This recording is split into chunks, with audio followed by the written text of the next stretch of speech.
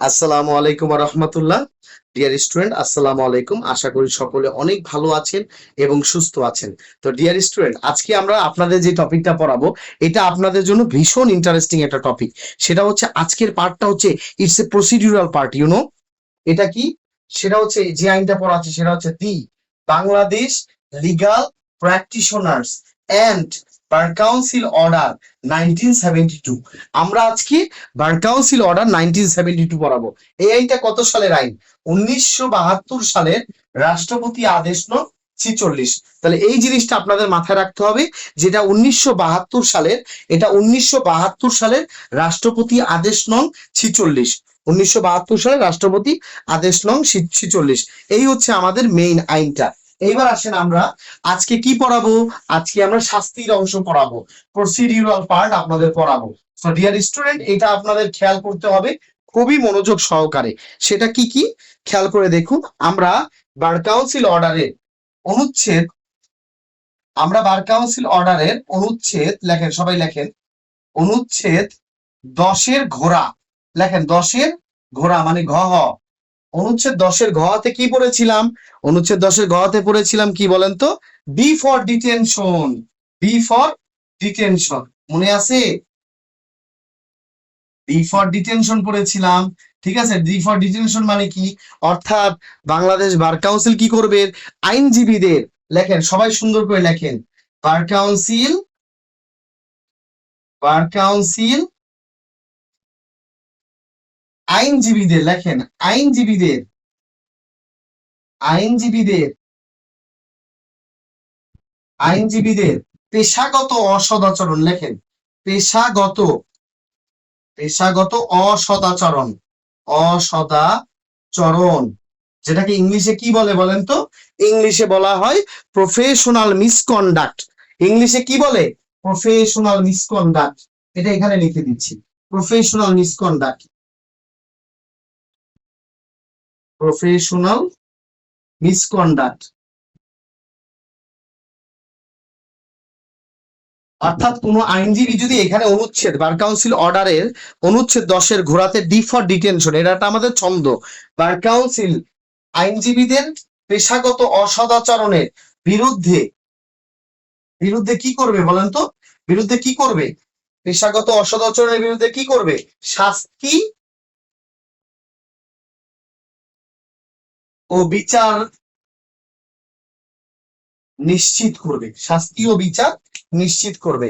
আমরা 10-এর ঘতে এটা পড়েছিলাম, নিশ্চিত করবেন। আমরা 10-এর ঘতে এই জিনিসটা পড়েছিলাম। দেখেন তো আপনারা একদম ক্লিয়ার কিনা বলেন তো, সবাই বুঝতে পারছি কিনা? এটা হচ্ছে কোন আইনে বলা আছে বলেন তো? আমরা সংক্ষেপে এবার লিখবো, bar order, bar order, bar order 1972। এই যে bar order, the legal practitioner, the Bangladesh legal practitioner and bar council order 1972। সবাই বুঝছেন কিনা আমাকে একটু বলেন, ইয়েস বলেন। বুঝতে পারলে আমাকে ইয়েস বলেন। জি স্যার, বুঝতে পেরেছি। আশা করি বুঝতে পেরেছেন। এখানে কি বলা আছে বলেন? অনুচ্ছেদ 10-এ বার কাউন্সিল, বার কাউন্সিল আইনজীবীদের, বার কাউন্সিল আইনজীবীদের পেশাগত অসদাচরণের বিরুদ্ধে শাস্তি ও বিচার নিশ্চিত করবে। বার কাউন্সিল আইনজীবীদের পেশাগত অসদাচরণের বিরুদ্ধে শাস্তি ও বিচার নিশ্চিত করবে। এবার আসেন, এই অংশটা আমরা যে এখন পড়াবো, এটা প্রিলি প্লাস রিটেনের জন্য ইম্পর্টেন্ট। এইভাবে পি প্লাস ডাব্লিউ দিয়ে রাখেন। এটা আপনাদের প্রিলি এবং রিটেন উভয়ের জন্য ইম্পর্টেন্ট।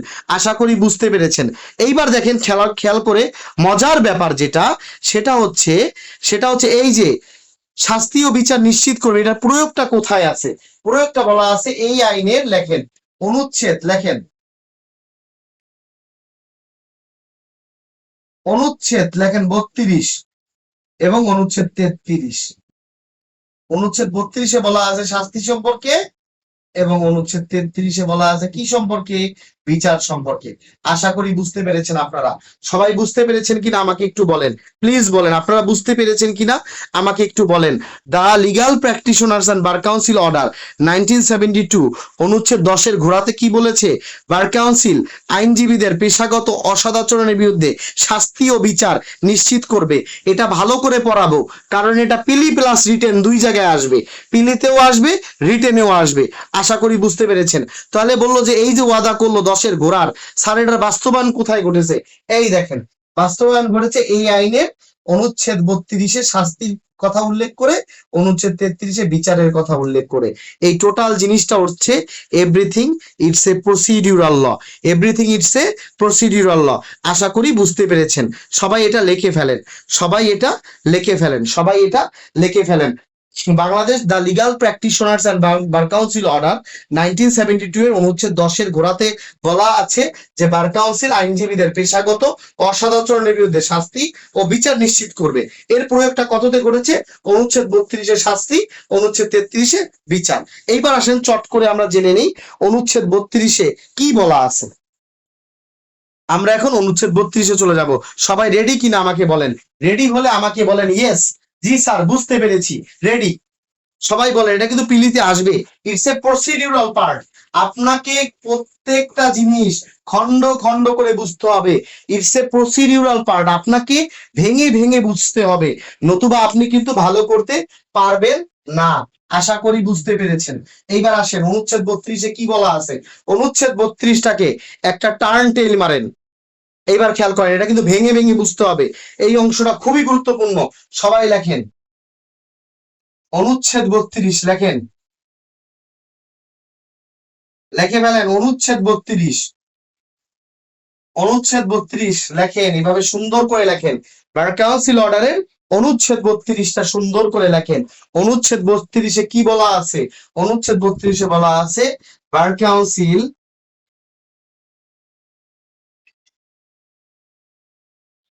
বার কাউন্সিল, একটা কমা দিবেন, লিখে একটা কমা দিবেন সুন্দর করে, এটা একটা সৌন্দর্য, একটা কমা লিখবেন।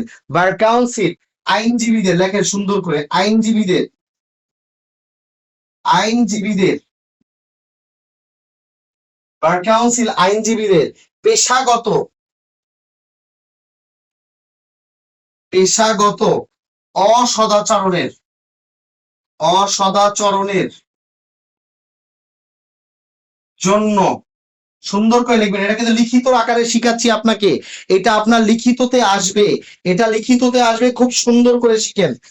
বার কাউন্সিল আইনজীবীদের পেশাগত অসদাচরণের জন্য, লেখেন কয় ধরনের শাস্তির ব্যবস্থা করেছে ডিয়ার স্টুডেন্ট?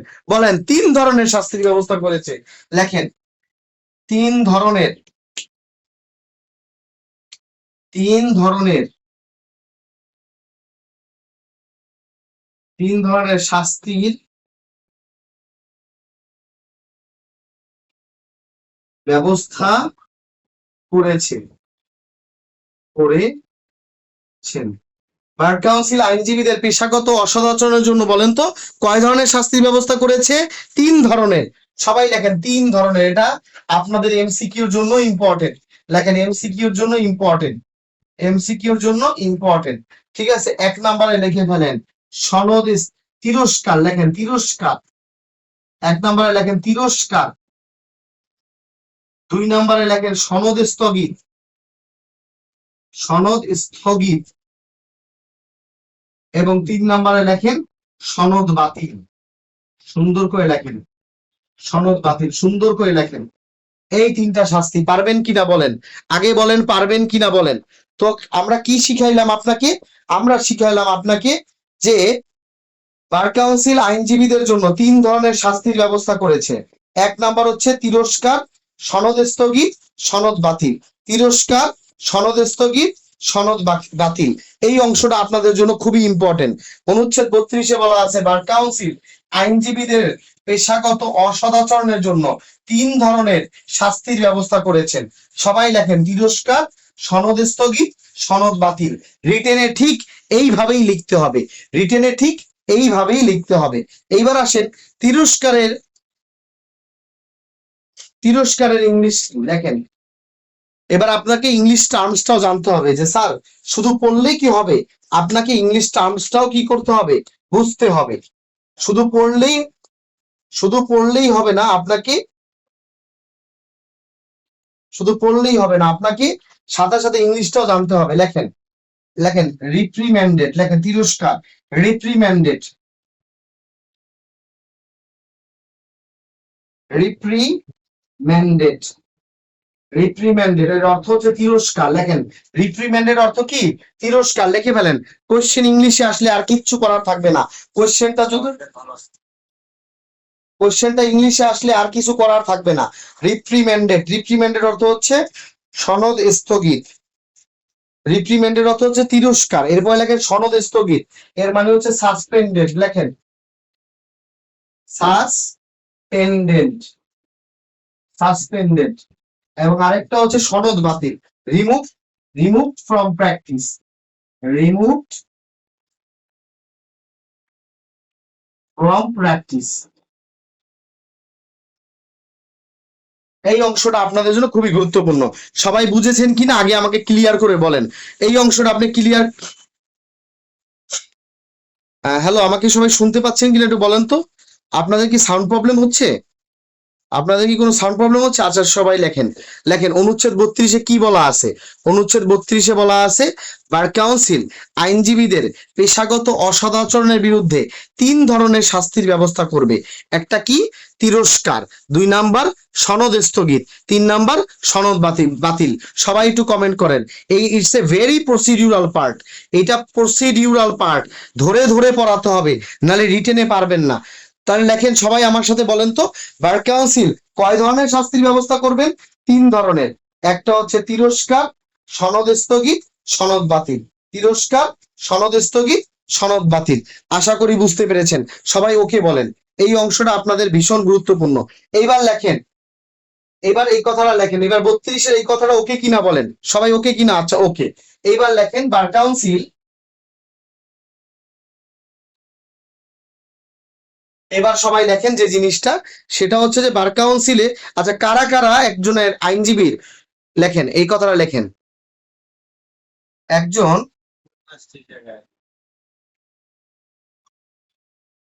একজন আইনজীবীর, লেখেন একজন আইনজীবীর, একজন আইনজীবীর পেশাগত অসদাচরণের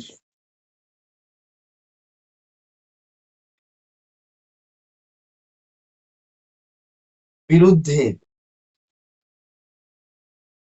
দেখেন 3 শ্রেণীর,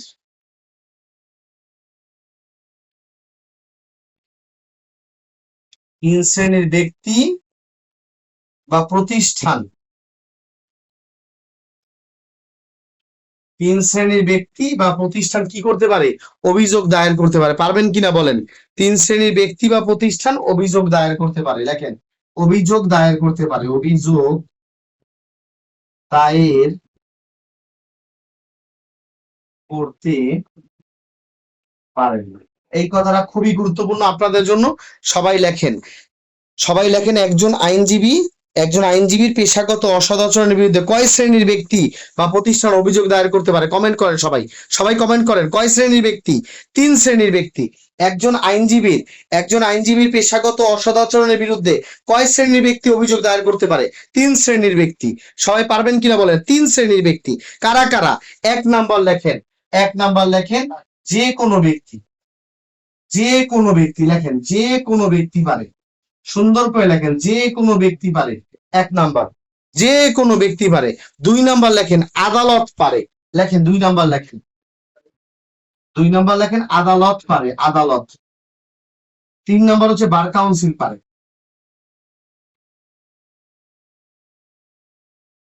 এই শেষ কথা। তাহলে আমাদের 32টা শেষ। ইটস এ এই 32টা হচ্ছে একটা সাবস্ট্যান্টিভ পার্ট, আশা করি বুঝতে পেরেছেন। জি, তাহলে এই হচ্ছে আমাদের 32। আপনারা 32টা বুঝতে পেরেছেন কিনা আগে আমাকে সেটা বলেন। আপনারা 32টা সুন্দর করে বুঝতে পেরেছেন কিনা সেটা বলেন। তাহলে খেয়াল করেন আমি কি বুঝাতে চাইলাম আপনাকে, যে একজন আইনজীবীর পেশাগত অসৎ আচরণের বিরুদ্ধে 3 শ্রেণীর ব্যক্তি কি করতে পারে, ব্যক্তি বা প্রতিষ্ঠান অভিযোগ দায়ের করতে পারে। যে কোনো ব্যক্তি পারে, আদালত পারেন, বার কাউন্সিল পারেন। একজন আইনজীবীর তার পেশাগত অসৎ আচরণের বিরুদ্ধে 3 শ্রেণীর ব্যক্তি অভিযোগ দায়ের করতে পারে। যে কোনো ব্যক্তি পারে, আদালত পারে, বার কাউন্সিল পারে। 32 শেষ কিনা বলেন?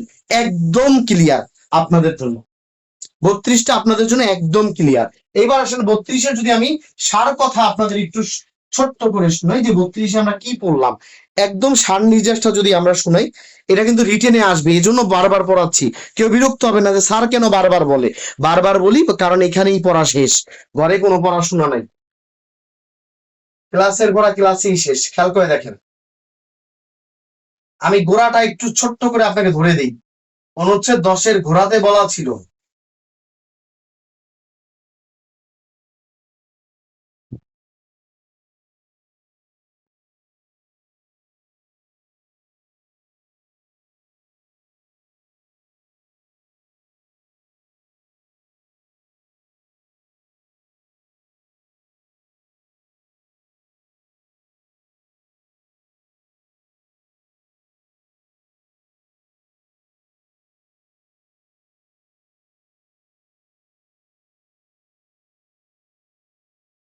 এই কথাটা বলা ছিল যে বার কাউন্সিল পেশাগত অসদাচরণের বিরুদ্ধে শাস্তি ও বিচার নিশ্চিত করবে, এই কথাটা বলা ছিল। এইখান থেকে, এই কথা থেকে গোড়ায় তৈরি হয়েছে, এই কথার গোড়া থেকে তৈরি হয়েছে অনুচ্ছেদ 32। অনুচ্ছেদ 32, অনুচ্ছেদ 32-এ বলা আছে শাস্তির কথা। কিসের কথা? শাস্তির কথা বলা আছে। শাস্তির কথা বলা আছে যে বার কাউন্সিল 3 ধরনের শাস্তি দেয়। 3 ধরনের, 3 ধরনের শাস্তি দেয়, 3 ধরনের সাজা প্রদান করে, 3 ধরনের সাজা প্রদান করে। পারবেন না ইনশাল্লাহ, পরীক্ষা আসলে লিখিততে এইভাবেই লিখবেন। 1, তিরস্কার, ছোট্ট করে লিখে দিচ্ছি, তিরস্কার, তিরস্কার। 2, লেখেন সনদ স্থগিত, সনদ স্থগিত। 3, লেখেন সনদ বাতিল, সনদ বাতিল। এইভাবে করে পড়তে হবে। আর কারা কারা অভিযোগ করতে পারে, কারা কারা অভিযোগ করতে পারে, এখানেও হবে 3 শ্রেণীর ব্যক্তি পারে। লেখেন 3 শ্রেণীর ব্যক্তি অভিযোগ করতে পারে, 3 শ্রেণীর ব্যক্তি বা প্রতিষ্ঠান পারে। 3 শ্রেণীর ব্যক্তি বা প্রতিষ্ঠান পারে। 1, যে কোনো ব্যক্তি পারে, যে কোনো ব্যক্তি।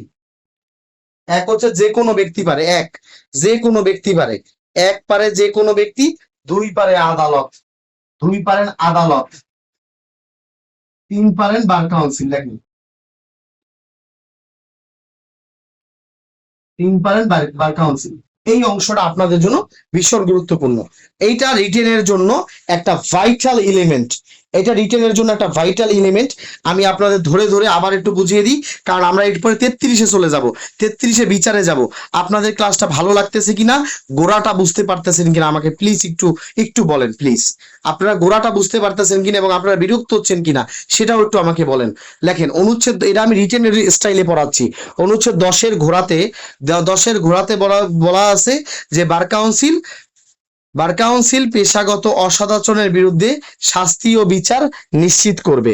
এবার অনুচ্ছেদ 32-এ বলা ছিল শাস্তি সম্বন্ধে 3 ধরনের শাস্তি দেয়। এই অনুচ্ছেদ 32-এ, 1 হচ্ছে তিরস্কার, সনদ স্থগিত, সনদ বাতিল। একদম মুখস্থ আপনাদের, পরীক্ষা আসলে আর কাটাকাটি হবে না, এখান থেকে একটা এমসিকিউ চলে আসবে, আমি শিখাবো।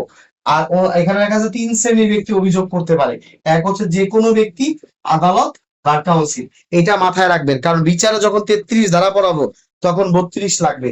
যখন আমি 33 ধারা আপনাকে পড়াবো তখন কিন্তু 32 দরকার পড়বে। আশা করি বুঝতে পেরেছেন ইনশাআল্লাহ। আসেন এবার আমরা চলে যাই 33-এ। সবাই ওকে বলেন, ক্লাসটা ভালো লাগতেছে কিনা সেটা বলেন। ওকে বলেন, সবাই ওকে বলেন। 33-এ চলে যাচ্ছি, ওকে বলেন। আচ্ছা ওকে, ক্লাসটা ভালো লাগতেছে কিনা সেটাও বলেন। আচ্ছা, হ্যাঁ। এইবার আসলে আমরা 33-এ চলে যাই। 33-এ বলা আছে বিচার সম্পর্কে, বিচার সম্পর্কে লেখেন বিচার সম্পর্কে সুন্দর করে লেখেন।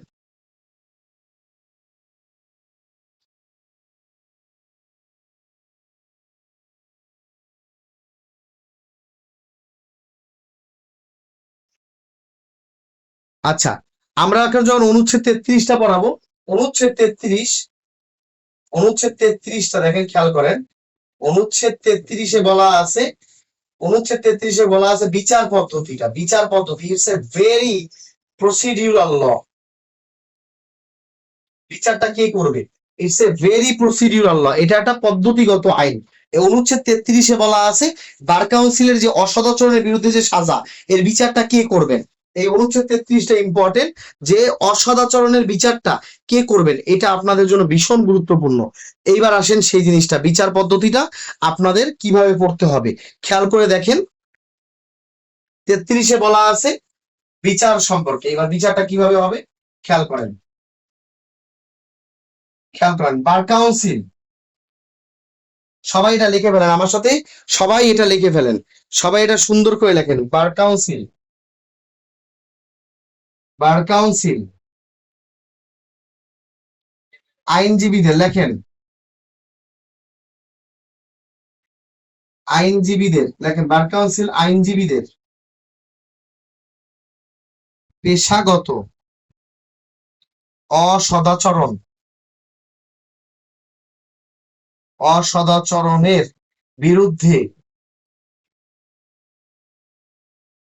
বিরুদ্ধে এভাবে করে রিটেনে পরীক্ষা এইভাবে লিখতে হবে, রিটেনে ঠিক এইভাবে লিখতে হবে। বার কাউন্সিল আইনজীবীদের পেশাগত অসদাচরণের বিরুদ্ধে শাস্তি, শাস্তি ও বিচার নিশ্চিত করতে,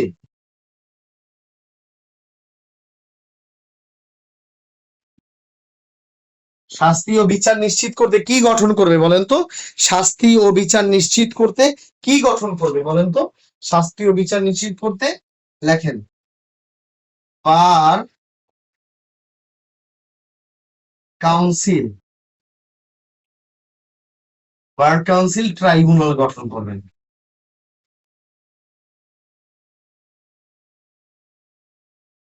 বার কাউন্সিল ট্রাইব্যুনাল গঠন করবে, অর্থাৎ আইনজীবীদের পেশাগত, সবাই কমেন্ট করেন কি কি গঠন করবে বলেন। বার কাউন্সিল ট্রাইব্যুনাল গঠন করবে, লেখেন সুন্দর করে লেখেন। বার কাউন্সিল এর লিখিত পরীক্ষা কিন্তু এভাবে লিখতে হবে, লিখিত পরীক্ষা ঠিক এভাবে লিখতে হবে। বার কাউন্সিল আইনজীবীদের পেশাগত অসদাচরণের বিরুদ্ধে শাস্তি ও বিচার নিশ্চিত করতে কি করবে বলেন? বার কাউন্সিল ট্রাইব্যুনাল গঠন করবেন, দেখেন।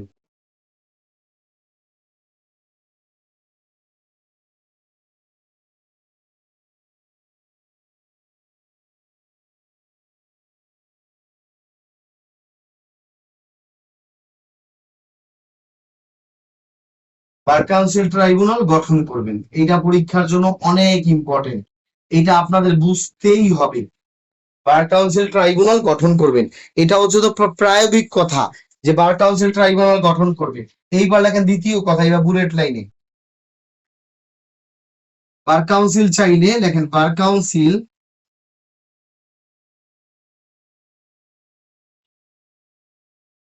চাইলে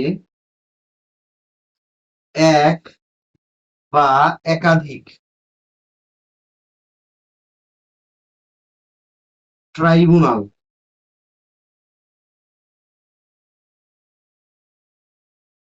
গঠন করতে পারেন। এটা আপনাদের জন্য ভীষণ গুরুত্বপূর্ণ, এই অংশটা লিখিতর জন্য লিখতে হবে। সবাই বুঝতে পেরেছেন কিনা আমাকে একটু ইয়েস বলেন, সকলে বুঝতে পেরেছেন কিনা আমাকে একটু ইয়েস বলেন সবাই। যে বার কাউন্সিল আইনজীবীদের পেশাগত অসদাচরণের বিরুদ্ধে শাস্তি ও বিচার নিশ্চিত করতে বার কাউন্সিল ট্রাইব্যুনাল গঠন করবে, বার কাউন্সিল ট্রাইব্যুনাল গঠন করবে।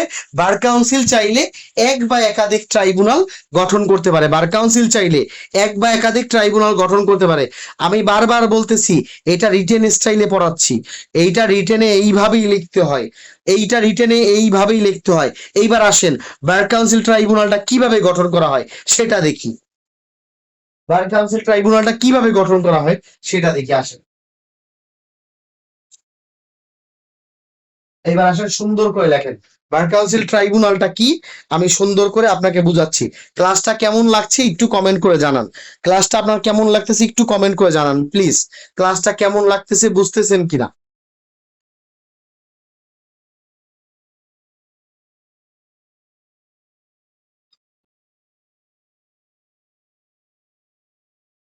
হ্যাঁ, it's a very procedural part, এটা ভালো করে শিখতে হবে।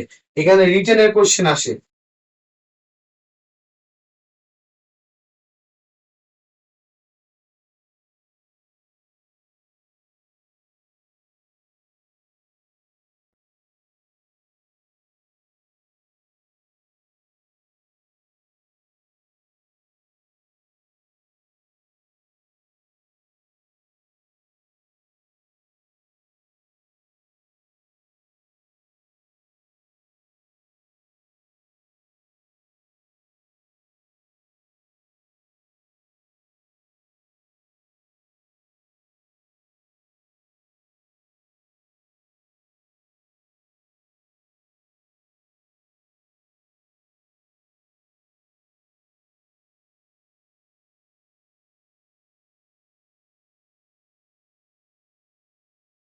আপনি কি বললেন? আপনি বলছেন যে স্যার বার কাউন্সিল কি? হ্যাঁ, পদ্ধতিগত, এটা ইটস পদ্ধতিগত আইন, ইটস এ প্রসিডিউরাল ল। এটা পদ্ধতিগত আইন, এটা আমি টেকনিকটা আজকেই শিখিয়ে দিব, আর জীবনে ভুলবেন না। সবাই লেখেন বার কাউন্সিল ট্রাইব্যুনাল, লেখেন বার কাউন্সিল ট্রাইব্যুনাল। পরীক্ষা আসবে বার কাউন্সিল ট্রাইব্যুনাল গঠন করা হয় কত অনুচ্ছেদে? অনুচ্ছেদ 33-এ। সবাই লেখেন।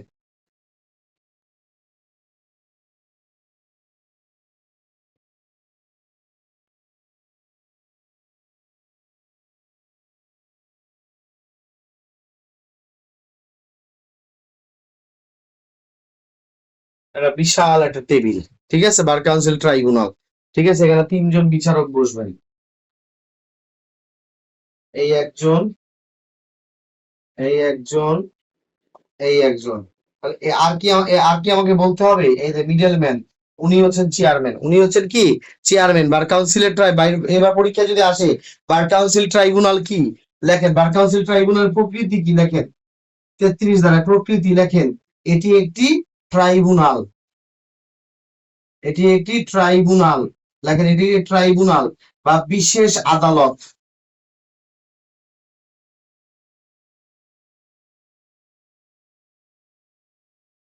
লেখেন এই অনুচ্ছেদ 33-এ যদি আসে বার কাউন্সিল, সবাই কমেন্ট করেন, সবাই কমেন্ট করেন, সবাই কমেন্ট করেন বার কাউন্সিল ট্রাইব্যুনাল কি। বার কাউন্সিল ট্রাইব্যুনাল হচ্ছে একটা ট্রাইব্যুনাল বা বিশেষ আদালত। আশা করি বুঝতে পেরেছেন। সবাই কমেন্ট করেন না কেন? লেখেন বার কাউন্সিল ট্রাইব্যুনালটা কি, লেখেন অনুচ্ছেদ 33 এভাবেই লিখবেন রিটেনে। বার কাউন্সিল ট্রাইব্যুনাল হচ্ছে একটা ট্রাইব্যুনাল বা বিশেষ আদালত, লিখে ফেলেন, এখানেই মুখস্থ হয়ে যাবে পড়া। তারপর লেখেন এটার কাজ কি, এই ট্রাইব্যুনালের কাজ কি, রিটেনে কিন্তু এইভাবেই লিখবেন, খালি চিত্রটা আঁকার দরকার নাই। আর চিত্র আঁকলেও সমস্যা নাই। লেখেন বার কাউন্সিল ট্রাইব্যুনালের কাজ হচ্ছে আইনজীবীদের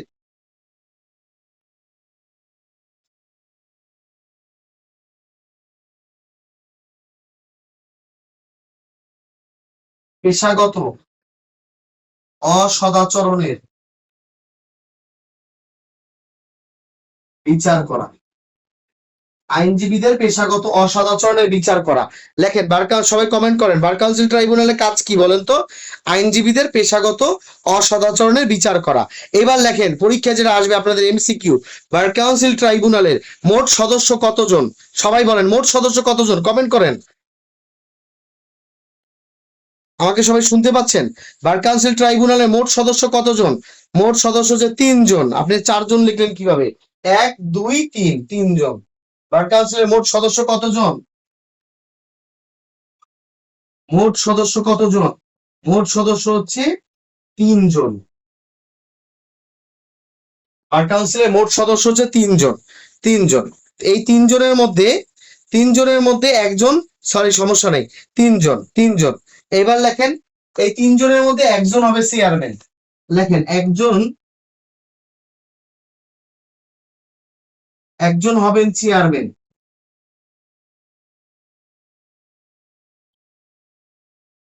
যিনি প্রবীণ, লেখেন যিনি, যিনি প্রবীণ, যিনি প্রবীণ, এই তিনজনের মধ্যে যে সবচেয়ে সবচেয়ে জ্ঞানে, এনরোলমেন্ট সিনিয়রিটিতে বড়, তিনি হবেন চেয়ারম্যান। আশা করি আপনারা বুঝতে পেরেছেন।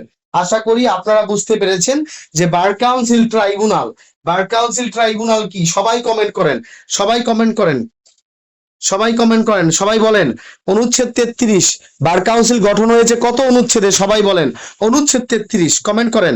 বার কাউন্সিল ট্রাইব্যুনালে আপনারা কমেন্ট করেন, বার কাউন্সিল ট্রাইব্যুনাল গঠন করা হয়েছে কততে? অনুচ্ছেদ 33। এই যে এটা হচ্ছে একটা এমসিকিউর কোয়েশ্চেন, এমসিকিউ, এটা রিটেনেও আসবে। তারপর লেখেন বার কাউন্সিল ট্রাইব্যুনাল এটা একটা কি? বার কাউন্সিল ট্রাইব্যুনাল এটা একটা ট্রাইব্যুনাল বা এটা একটা বিশেষ আদালত। আশা করি বুঝতে পেরেছেন। বার কাউন্সিল হচ্ছে কি? ট্রাইব্যুনাল, অথবা এটা একটা বিশেষ আদালত, স্পেশাল কোর্ট। তারপর লেখেন বার কাউন্সিল ট্রাইব্যুনালের কাজ কি? লেখেন সবাই, আইনজীবীদের অসদাচরণের বিচার করা, এছাড়া আর কোনো কাজ নাই।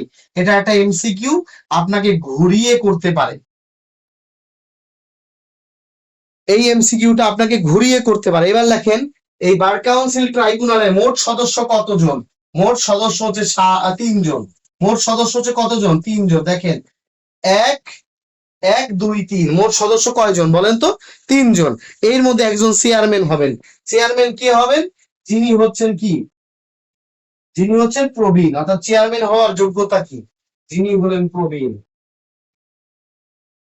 জ্ঞান গুণ দক্ষতা যে সিনিয়র, সেই হবে বার কাউন্সিল। সে হবে জ্ঞান গুণ দক্ষতা যে সিনিয়র, সে হবে কি? বার কাউন্সিল ট্রাইব্যুনালের প্রবীণ ব্যক্তি। এই অংশটা ক্লিয়ার বুঝতে পারছেন কিনা আমাকে একটু বলেন। এই অংশটা ক্লিয়ার বুঝতে পারছেন কিনা বলেন। বার কাউন্সিল ট্রাইব্যুনাল গঠন হবে অনুচ্ছেদ 33-এ। বার কাউন্সিল ট্রাইব্যুনাল একটা ট্রাইব্যুনাল বা বিশেষ আদালত। মোট সদস্য 3 জন, একজন হবেন চেয়ারম্যান, যিনি হচ্ছেন কি? প্রবীণ। আশা করি আপনারা এখান থেকে একটা এমসিকিউ ইনশাল্লাহ পেয়ে যাবেন। তবে কাজ এখানে শেষ হয় নাই, কাজটা এখানে শেষ হয় নাই। এইবার যে জিনিসটা আসবে সেটাই এখন পর্যন্ত বলি নেই। এখন যে জিনিসটা আসবে সেটাই বলি নেই। সেটা হচ্ছে, লেখেন এখানে, লেখে ফেলেন সবাই, অ্যাটর্নি জেনারেল, অ্যাটর্নি জেনারেল লেখেন, অ্যাটর্নি জেনারেল, এই লোকটা অ্যাটর্নি জেনারেল, উনি কিন্তু বার কাউন্সিল ট্রাইব্যুনালের সদস্য না।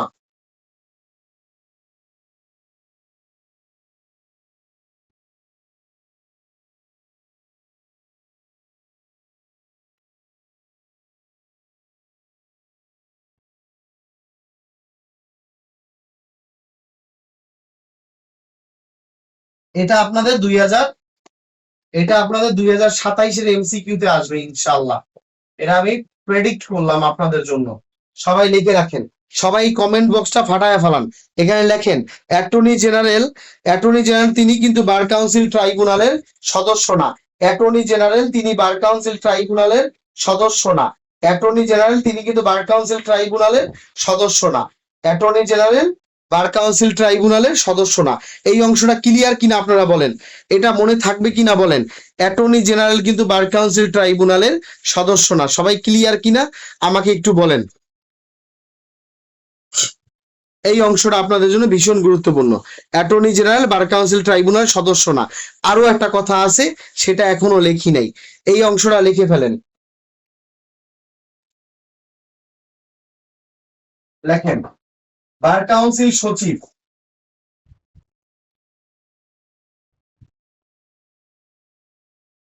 বার কাউন্সিল সচিব হলেন এক্স অফিসিও,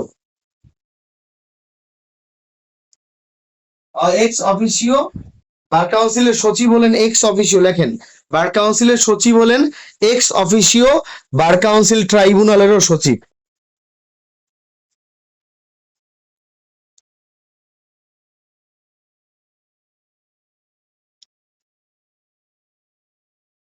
এইভাবে লিখিততে লিখতে হবে, ঠিক আছে?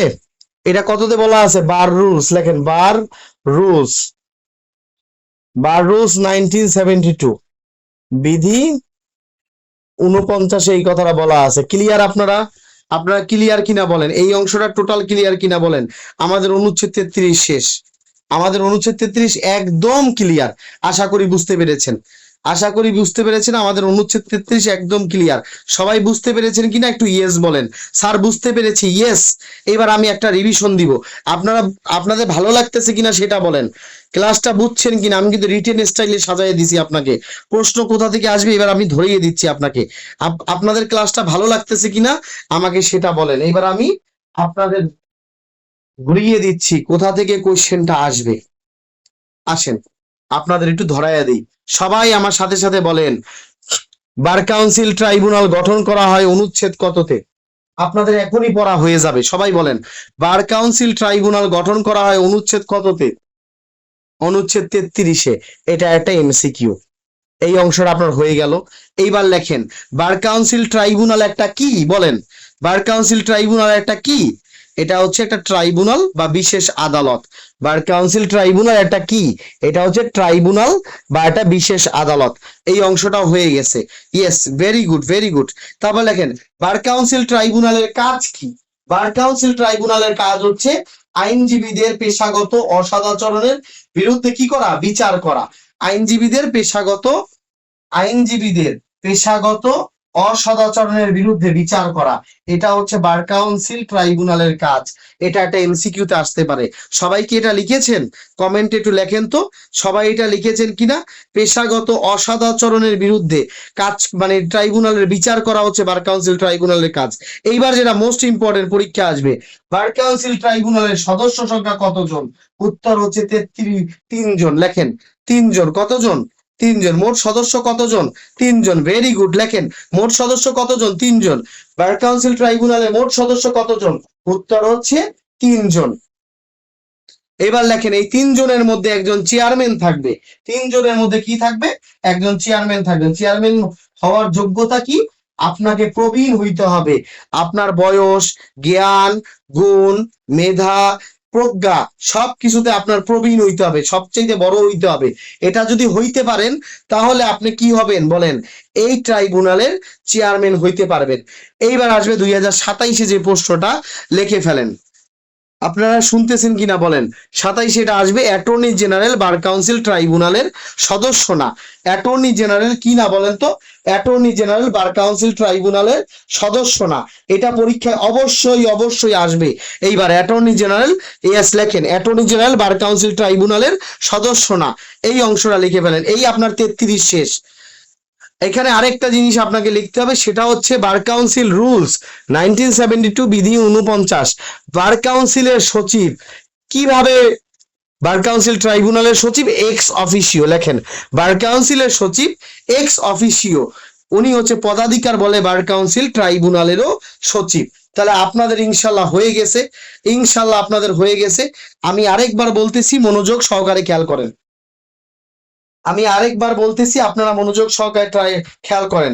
বার কাউন্সিল ট্রাইব্যুনাল গঠন করা হয় অনুচ্ছেদ 33-এ। বার কাউন্সিল ট্রাইব্যুনাল একটা বিশেষ আদালত। বার কাউন্সিল ট্রাইব্যুনালের কাজ হচ্ছে পেশাগত অসদাচরণের বিরুদ্ধে বিচার করা। মোট সদস্য হচ্ছে 3জন। যিনি হবেন প্রবীণ তিনি হবেন বার কাউন্সিল ট্রাইব্যুনালের চেয়ারম্যান। এই দেখেন ছবি, 3জন। অ্যাটর্নি জেনারেল অবশ্যই কি নয়? বার কাউন্সিল ট্রাইব্যুনালের সদস্য নন। অ্যাটর্নি, এবার লেখেন, বার রুলস 1972 বিধি 49-এ বলা আছে বার কাউন্সিলের সচিব এক্স অফিসিও, পদাধিকার বলে বার কাউন্সিল ট্রাইব্যুনালেরও সচিব। আশা করি আপনারা বুঝতে পেরেছেন, আশা করি আপনারা বুঝতে পেরেছেন। সবাই বলেন আলহামদুলিল্লাহ। আপনারা সবচাইতে কঠিন 2টা অনুচ্ছেদ শেষ করে ফেলেছেন। এটা বারবার রিটেনে আসতেছে, মানুষ বুঝতেছে না। আপনারা বলেন আলহামদুলিল্লাহ। এবং আপনাদের ক্লাসটা ভালো লাগছে কিনা বলেন। বারবার একটা টিচার যখন পড়ায় তখন আপনাদের মাথায় সেটা গেঁথে যায়, আপনাদের আর দেখবেন দ্বিতীয়বার পড়া লাগবে না। ইয়েস, অবশ্যই এমসিকিউ আর্টস করবো, আগে শেষ করে নি। এমসিকিউটা তো অবশ্যই আর্টস করবো।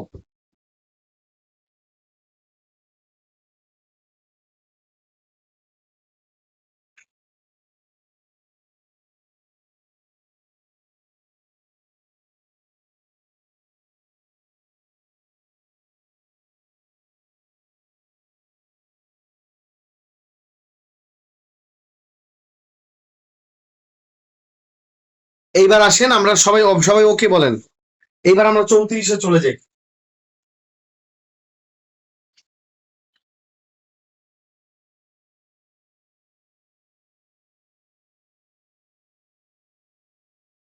আসেন এবার আমরা 34-এ চলে যাই। এটা খুবই কিসের মেম্বার ইমরান সাহেব, কিসের মেম্বার? একজন চেয়ারম্যান থাকবেন, আপনি লিখবেন বার বার কাউন্সিল ট্রাইব্যুনালে মোট সদস্য 3 জন। শেষ কথা। বাংলাদেশ বার কাউন্সিল ট্রাইব্যুনালের মোট সদস্য কয়জন বলেন? 3 জন। এটা মাথায় থাকবে তো? সবাই একটু কমেন্ট করেন। বার কাউন্সিল ট্রাইব্যুনালের মোট সদস্য কয়জন? উত্তর হবে 3 জন। বাংলাদেশ বার কাউন্সিলের মোট সদস্য কয়জন? কমেন্ট করেন।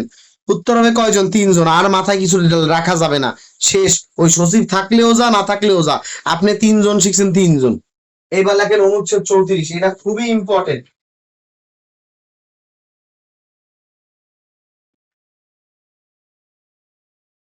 অনুচ্ছেদ 34, অভিযোগ দায়েরের পদ্ধতি লেখেন।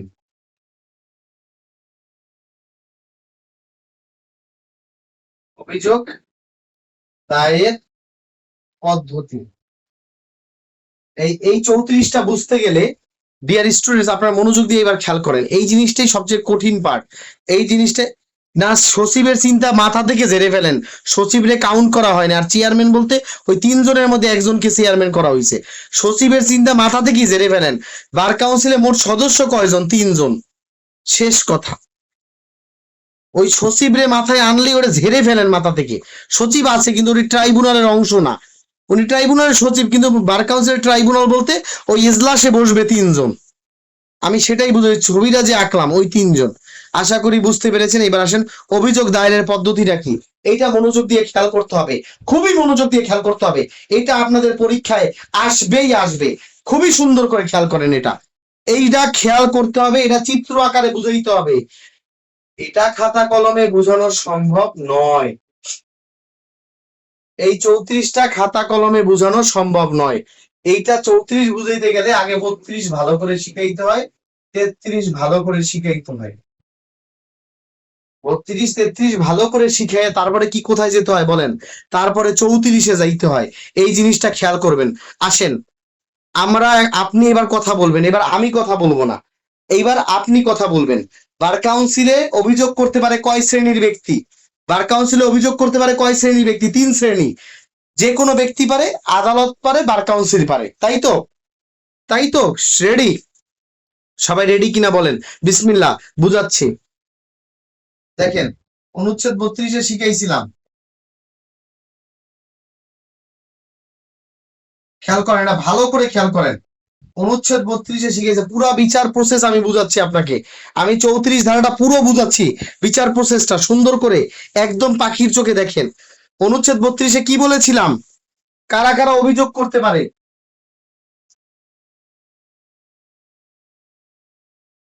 কারা কারা অভিযোগ করতে পারে? কারা কারা? এক, যে কোনো ব্যক্তি। যে কোনো ব্যক্তি পারে। তারপর কে পারে বলেন? আদালত পারে।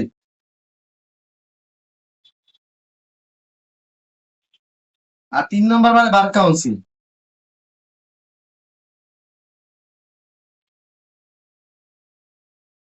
এটা ক্লিয়ার না? আমরা 32 পড়াইছিলাম না? আমরা আপনাদের 32-এ পড়িয়েছি না বলেন? আমরা 32-এ পড়িয়েছি না যে যে কোনো ব্যক্তি, আদালত, বার কাউন্সিল এটা অভিযোগ দায়ের করতে পারে। এইবার প্রসেসটা এখান থেকে বুঝাবো। সবাই মনোযোগ দিয়ে খেয়াল করেন। সবাই মনোযোগ দিয়ে খেয়াল করেন। ধরেন একজন ব্যক্তি, ধরেন একজন ব্যক্তি গেল আদালতে বিচার দিতে, বার কাউন্সিলে বিচার দিতে। দেখেন ধরেন এই একজন ব্যক্তি গেল, এই লোকটা এই লোকটার নাম হচ্ছে রনি। এই রনি, রনি কি করছে? সজল নামে একজন আইনজীবীকে, সজল নামে একটা অ্যাডভোকেটকে উনি একটা মামলায় কাজে লাগাইছিল। এই রনি নামে একটা ব্যক্তি, এই রনি নামে একটা ব্যক্তি, এই রনি নামে একটা ব্যক্তি কি করছে খেয়াল করেন। এই রনি হচ্ছে একটা বাদী ছিল। সে অ্যাডভোকেট সজলরে নিয়োগ দিছে তার মামলায়।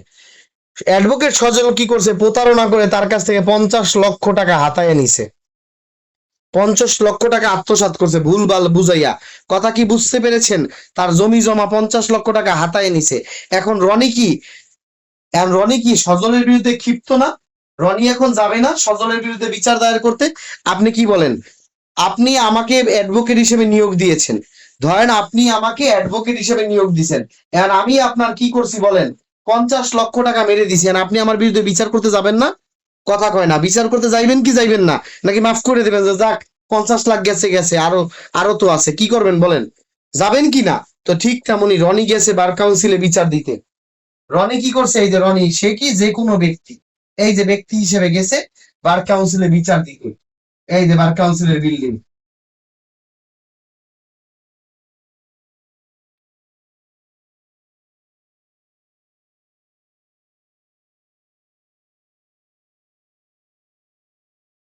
বার কাউন্সিলের বিল্ডিং এ গেছে।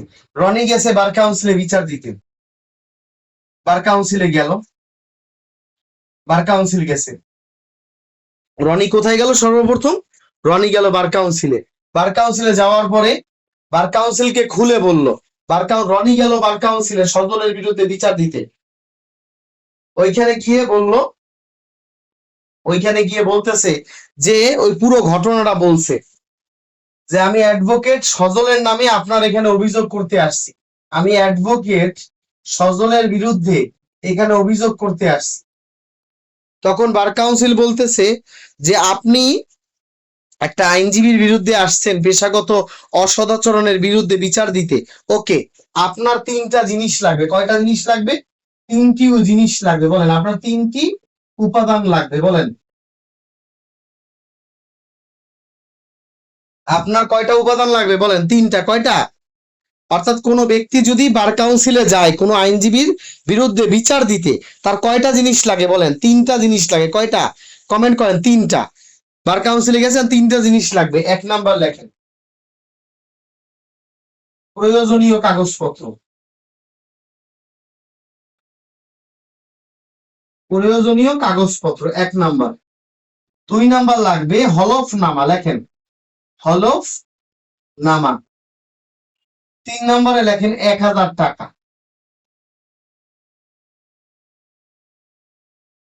এই জিনিসটা বুঝছেন কিনা বলেন? রনি ছিল, আবার বুঝাচ্ছি, সুন্দর করে খেয়াল করেন, সুন্দর করে খেয়াল করেন। রনি কি ছিল? রনির একটা অ্যাডভোকেট নিয়োগ দিছে, অ্যাডভোকেট সজল।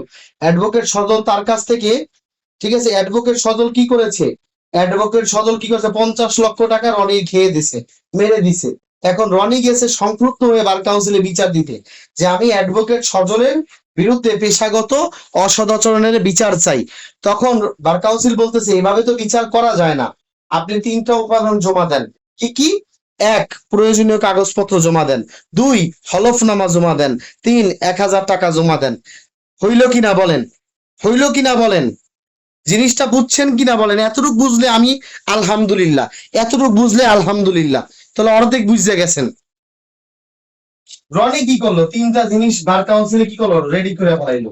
রনি কি করলো? তিনটা জিনিস রেডি করে ফেললো। সে অ্যাডভোকেট সজলের সাথে যতদিন মামলায় ছিল কাগজপত্র সব রেডি করছে, হলফনামা রেডি করছে, 1000 টাকা রেডি করছে। রেডি করার পরে এইটা বার কাউন্সিলকে বললো, বার কাউন্সিলকে বললো যে আমার তিনটা জিনিস রেডি আছে, আমি এখন কি করব? বার কাউন্সিল বলতেছে তুমি দ্রুত এটা সাবমিট করো, তুমি এই তিনটা জিনিস, তুমি তিনটা উপাদান সাবমিট করো, জমা দাও, জমা দাও। সাবমিট মানে জমা দাও, জমা দাও। আপনারা ফর্ম ফিল আপ করছেন না? ফর্ম ফিল আপে ইংলিশে লেখা না সাবমিট? আপনারা ফর্ম ফিল আপ করেছেন না? ফর্ম ফিল আপে কি লেখা? সাবমিট লেখা না? ঠিক আছে, ফর্ম ফিল আপে কি লেখা? সাবমিট লেখা না, যে জমা দাও। আপনারা কি ফর্ম ফিল আপ করছেন জীবনে, নাই করেন নাই কোন তো? ও রিসিভ লেটার যাইয়েন না, একটু সোজা ভাবে বুঝুন তো, পেঁচাইয়েন না। যেটা সাবমিট, অবশ্যই রিসিভ লেটার তো দিবেই। তো এতে খেয়াল করেন, সাবমিট মানে কি? জমা দেওয়া। এটা জমা দিতে হবে, হ্যাঁ এই তো লেখা আছে জমা। তাহলে সাবমিটটা কোথায় করবে? এই লেখেন, কমপ্লেইন্ট এন্ড ভিজিল্যান্ট কমিটির কাছে করবে। Complaint and vigilant committee, vigilant committee, vigilance committee, complaint and vigilance committee বরাবর জমা দিবে। এই যে process, complaint and vigilance committee বরাবর জমা দেবে। কার কাছে জমা দিবে বলেন তো? কার কাছে জমা দিবে? কমপ্লেইন্ট এন্ড ভিজিল্যান্ট কমিটির কাছে জমা দিবে। প্রসেসটা বুঝছেন? আমি আবার বুঝাচ্ছি, এই প্রসেসটা কিন্তু সারা জীবন মানুষ বোঝে না। রনি কি করলো, বার কাউন্সিল গেল সজলের বিরুদ্ধে বিচার দিতে, বার কাউন্সিলে গিয়ে হেল্প ডেস্কে গেছে, সাহায্য শাখায় গেছে, গিয়ে বলতেছে আমি অ্যাডভোকেট সজলের বিরুদ্ধে বিচার চাই। তখন বলতেছে আপনি তিনটা জিনিস রেডি করেন, প্রয়োজনীয় কাগজপত্র, হলফনামা, 1000 টাকা। ওকে, রেডি করছি। এবার রেডি করে কি করবো, কয় আপনি এটা কমপ্লেন ভিজিলেন্ট কমিটিতে জমা দেন। এবার কি করলো, কমপ্লেন আর ভিজিলেন্ট কমিটিতে কি করছে, জমা দিছে। এতটুকু বুঝছেন কিনা বলেন? কমপ্লেন ভিজিলেন্ট কমিটির কাছে কি করছে, জমা দিছে। এতটুকু বুঝছেন কিনা বলেন? এই যে বুঝছে, এই বুঝছে, একদম বুঝছে। এটা লিখিত কিন্তু ধাপে ধাপে এইভাবে লেখা লাগবে। এইবারে লেখেন, এই কমিটি কি করলো, এই কাগজপত্ররা কার কাছে জমা দেবে, নির্বাহী কমিটির কাছে জমা দেবে। নির্বাহী কমিটির কাছে ট্রান্সফার করে দিবে। এবার বুঝছেন কিনা? সজল করলো কি, কমপ্লেন ভিজিলেন্ট কমিটির কাছে তো জমা দিল, সাবমিট করলো। কমপ্লেন ভিজিলেন্ট কমিটি কি করলো, নির্বাহী কমিটির কাছে পাঠিয়ে দিল। কমপ্লেন ভিজিলেন্ট কমিটি কি করলো, নির্বাহী কমিটির কাছে পাঠিয়ে দিল। এই জিনিসটা বুঝছেন কিনা বলেন? সজল জমা দিল কমপ্লেন ভিজিলেন্ট কমিটির কাছে, আর কমপ্লেন ভিজিলেন্ট কমিটি কার কাছে এটা পাঠিয়ে দিল, তথ্যটা নির্বাহী কমিটির কাছে। নির্বাহী কমিটির কাছে পাঠিয়ে দিছে, নির্বাহী কমিটির কাছে পাঠিয়ে দিছে। নির্বাহী কমিটি কি করবে, নির্বাহী কমিটি কি করবে, সত্য মিথ্যা যাচাই করবে। সত্য মিথ্যা যাচাই করবে। সত্য মিথ্যা যাচাই করে বার কাউন্সিল ট্রাইব্যুনালে পাঠিয়ে দিবে।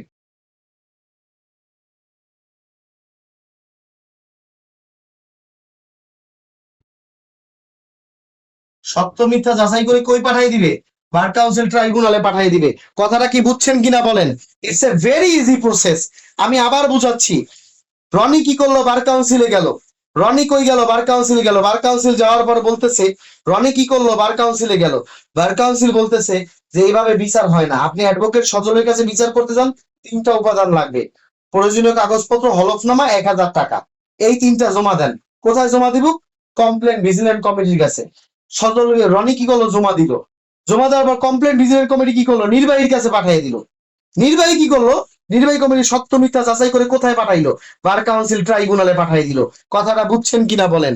কথাটা বুঝছেন কিনা বলেন? কমপ্লেন ভিজিলেন্ট কমিটি নির্বাহীর কাছে পাঠিয়ে দিছে, নির্বাহী কমিটি সত্য মিথ্যা যাচাই করে বার কাউন্সিল ট্রাইব্যুনালে পাঠিয়ে দিছে।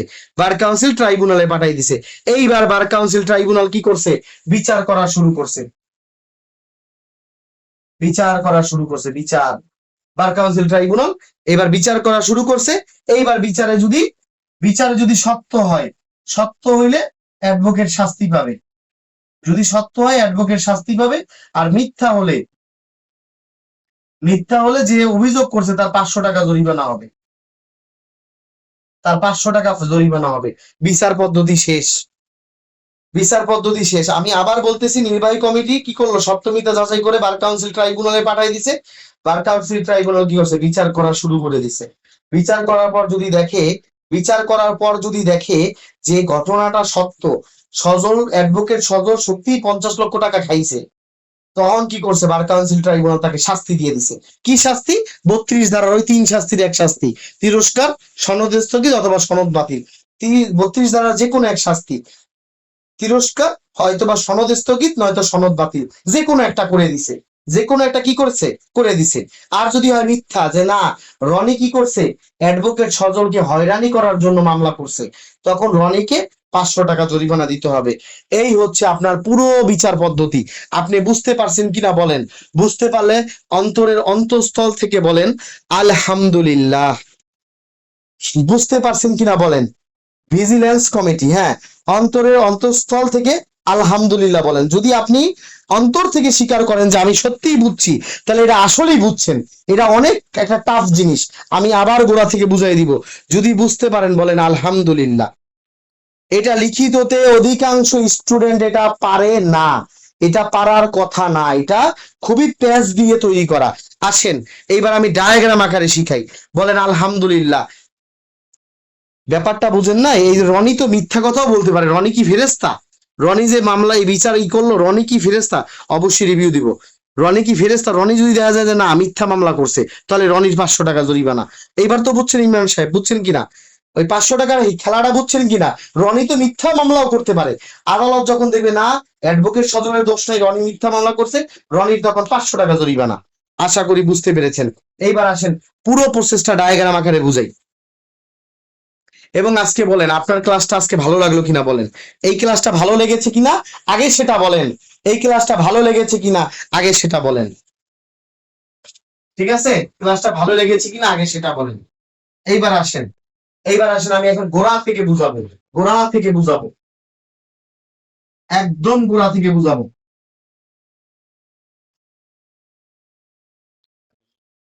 সামনে আনো, ক্যামেরার সামনে আনো, ক্যামেরার সামনে আনো, দাঁড়ায় যাও, ক্যামেরার সামনে আনো, রাখো সব রাখো। আচ্ছা, আমি এখন একদম গোড়া থেকে বুঝাচ্ছি, সবাই মনোযোগ দিয়ে খেয়াল করেন। আমি একদম এবার গোড়া থেকে বুঝাচ্ছি, আমি একদম গোড়া থেকে বুঝাচ্ছি, একদম মনোযোগ দিয়ে খেয়াল করেন। আমি একদম গোড়া থেকে বুঝাচ্ছি, সবাই বলেন রেডি, সবাই বলেন রেডি। যারা যতটুকু বুঝছেন আলহামদুলিল্লাহ। আবার গোড়া থেকে বুঝাচ্ছি, সবাই বলেন রেডি। বুঝাবো নাকি ছেড়ে দিব বলেন, বলেন বুঝাবো নাকি ছেড়ে দিব বলেন। আরেকবার কি বুঝতে চান বলেন, ইয়েস নো বলেন। আরেকবার বুঝতে চাইলে ইয়েস নো বলেন।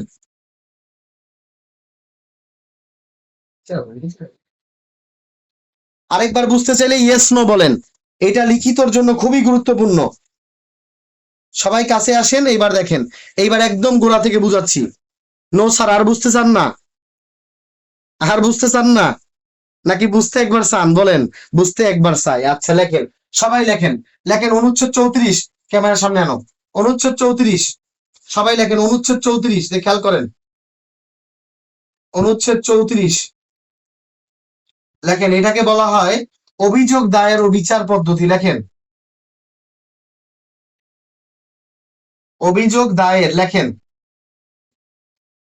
ও বিচার পদ্ধতি। প্রশ্ন আসবে লিখিততে, বার কাউন্সিলের অভিযোগ দায়ের ও বিচার পদ্ধতি সম্পর্কে বিস্তারিত লেখো। তখন আপনাকে শুধু 34 লিখলে হবে না, হবে না, হবে না, 32ও লাগবে, 33ও লাগবে। যখন পরীক্ষা আসবে বার কাউন্সিলের অভিযোগ দায়ের ও বিচার পদ্ধতি সম্পর্কে লেখো, তখন আপনাকে 32, 33, 34 এবং 10-এর ঘোড়া, এই 4টা অনুচ্ছেদ আপনাকে রেফার করে লিখিততে লিখতে হবে, নতুবা ফুল মার্কস আপনি পাবেন না। অনুচ্ছেদ 10-এর ঘোড়া, 32, 33 এবং 34 আপনাকে একত্র করে লিখতে হবে, নতুবা আপনি কিন্তু ফুল মার্কস পাবেন না। আশা করি বুঝতে পেরেছেন। এইবার লেখেন, এইবার লেখেন, ধরেন একটা ব্যক্তি, ধরেন একটা ব্যক্তি, এই ব্যক্তি কি করলো? এই ব্যক্তি ছিল একটা মামলার বাদী। আমরা শিখেছিলাম রনি, রনি একটা ব্যক্তি, উনি একটা সিভিল কেসের জন্য কি করছিল? অ্যাডভোকেট সজলের কাছে গেছিল, অ্যাডভোকেট সজল। কিন্তু অ্যাডভোকেট সজল কি করছে, তাহলে ভুল ভাল বুঝাইয়া 50 লক্ষ টাকা জমিটা আত্মসাৎ করছে। আপনি এইটা বুঝে নেন ঘটনাটা। এখন রনি কি তার উপরে ক্ষিপ্ত, এখন রনি কি তার উপরে ক্ষিপ্ত। লেখেন এবার রনি কি তার উপরে ক্ষিপ্ত, খেপা। এইবার রনি গেছে কোথায়? রনি গেছে বার কাউন্সিল, রনি গেছে বার কাউন্সিল, বার কাউন্সিল গেছে। লেখেন বাংলাদেশ বার কাউন্সিল গেছে। আগে তো বাংলাদেশ বার কাউন্সিলে যেতে হবে। রনি কোথায় গেল? বাংলাদেশ বার কাউন্সিলে গেল। প্রথম কথা, রনি গেল বাংলাদেশ বার কাউন্সিলে। প্রথম কথা, রনি গেল কোথায়? বাংলাদেশ বার কাউন্সিলে গেল। বার কাউন্সিল যাওয়ার পর বার কাউন্সিল তাকে বুঝাচ্ছে, ভাই রে আপনি যে মামলা করতে আসছেন অ্যাডভোকেট সজলের বিরুদ্ধে, অ্যাডভোকেট সজলের বিরুদ্ধে যে মামলা করতে আসছেন, আপনাকে 3টা জিনিস জমা দিতে হবে। কয়টা জিনিস বলেন তো ভাই? 3টা জিনিস। কমেন্ট করেন, সবাই কমেন্ট করেন, কমেন্ট করা ছেড়ে দিছে। 3টা জিনিস জমা দিতে হবে। কয়টা? 3টা জিনিস। 1 নাম্বার হচ্ছে প্রয়োজনীয় কাগজপত্র,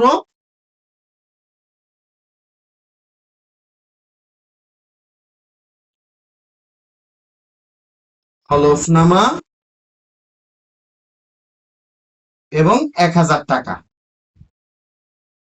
বার কাউন্সিল তার এরা বললো যে আপনি যে অ্যাডভোকেট সজলের বিরুদ্ধে অভিযোগ দায়ের করতে আসছেন পেশাগত অসদাচরণের, আপনাকে 3টা জিনিস জমা দিতে হবে। আপনাকে কয়টা জিনিস জমা দিতে হবে? 3টা জিনিস জমা দিতে হবে। 3টা জিনিস জমা দিতে হবে আপনাকে। 3টা জিনিস, অভিযোগে প্রয়োজনীয় কাগজপত্র, হলফনামা এবং 1000 টাকা। সবাই বুঝতেছেন কিনা বলেন? এরপরে রনি কি করলো? এটা রেডি করে দিল। আচ্ছা ঠিক আছে, রেডি, প্রস্তুত করলো এটা রনি। রনি এটা প্রস্তুত করলো, প্রস্তুত করার পর বলতেছে যে এখন আমার কাজটা কি, এখন আমার কাজটা কি। তারপর বার কাউন্সিল বলতেছে আপনি এটা, আপনি এটা কমপ্লেইন্ট লেখেন, কমপ্লেইন্ট মানে অভিযোগ, এন্ড ভিজিলেন্স কমিটি,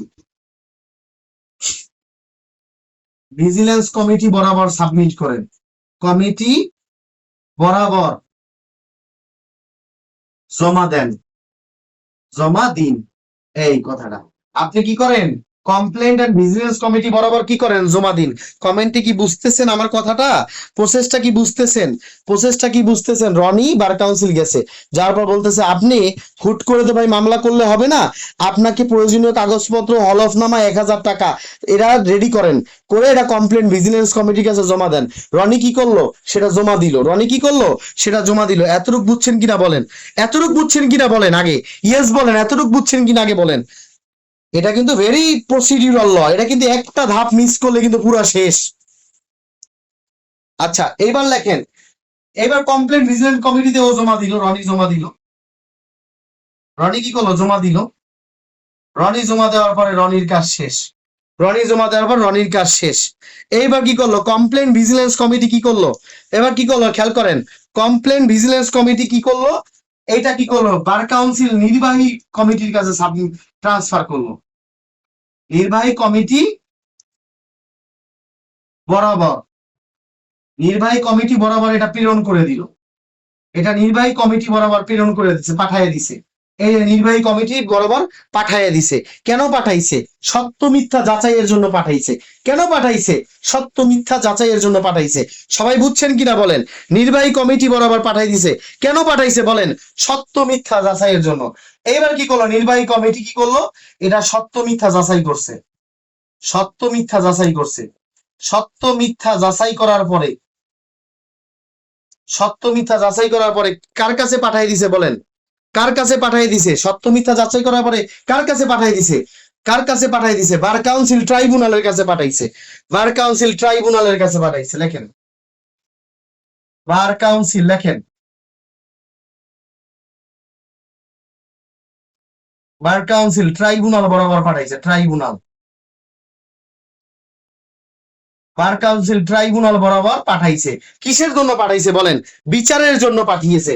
কিসের জন্য পাঠিয়েছে, বিচারের জন্য পাঠিয়েছে, বিচারের জন্য, বিচারের জন্য পাঠাইছে। তারপরে কি করলো, বার কাউন্সিল ট্রাইব্যুনাল প্রয়োজনীয় কাগজপত্র অন্যান্য নথি,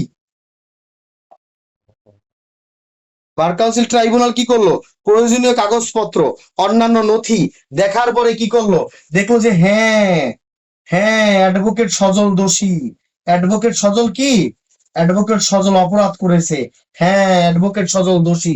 তখন তাকে কি করা হবে, তাকে শাস্তি দিয়ে দেওয়া হবে, তাকে শাস্তি দেওয়া হবে। তো শাস্তি কিসে দেওয়া হবে, অনুচ্ছেদ 32-এ বলা ছিল 3 ধরনের শাস্তি, সনদ স্থগিত, তিরস্কার, নাহলে সনদ বাতিল, যে কোনো একটা শাস্তি দিয়ে দিবে। আর যদি দেখে না, না সজল নির্দোষ, অ্যাডভোকেট সজল কোনো দোষ করে নাই, এটা একটা মিথ্যা মামলা ছিল, মিথ্যা মামলা ছিল, তখন কি হবে, তখন রনির বিরুদ্ধে, রনির এই মিথ্যা মামলা দায়েরের জন্য 500 টাকা জরিমানা হবে, 500 টাকা জরিমানা হবে, 500 টাকা জরিমানা হবে। এই জিনিসটা বুঝতে পারছেন কিনা বলেন, বিচার কার্য টোটাল কমপ্লিট, টোটাল শেষ। আশা করি সুন্দর করে বুঝতে পেরেছেন, সুন্দর করে বুঝতে পেরেছেন। আমি আবার বলতেছি, আপনি একটু মনোযোগ সহকারে খেয়াল করেন, এটা রিটেনের জন্য খুবই গুরুত্বপূর্ণ। কোন একটা ব্যক্তি বার কাউন্সিলে গেছে অভিযোগ দেওয়ার জন্য অ্যাডভোকেট সজলের বিরুদ্ধে, রনি গেছে বার কাউন্সিলে অ্যাডভোকেট সজলের বিরুদ্ধে অভিযোগ দিতে।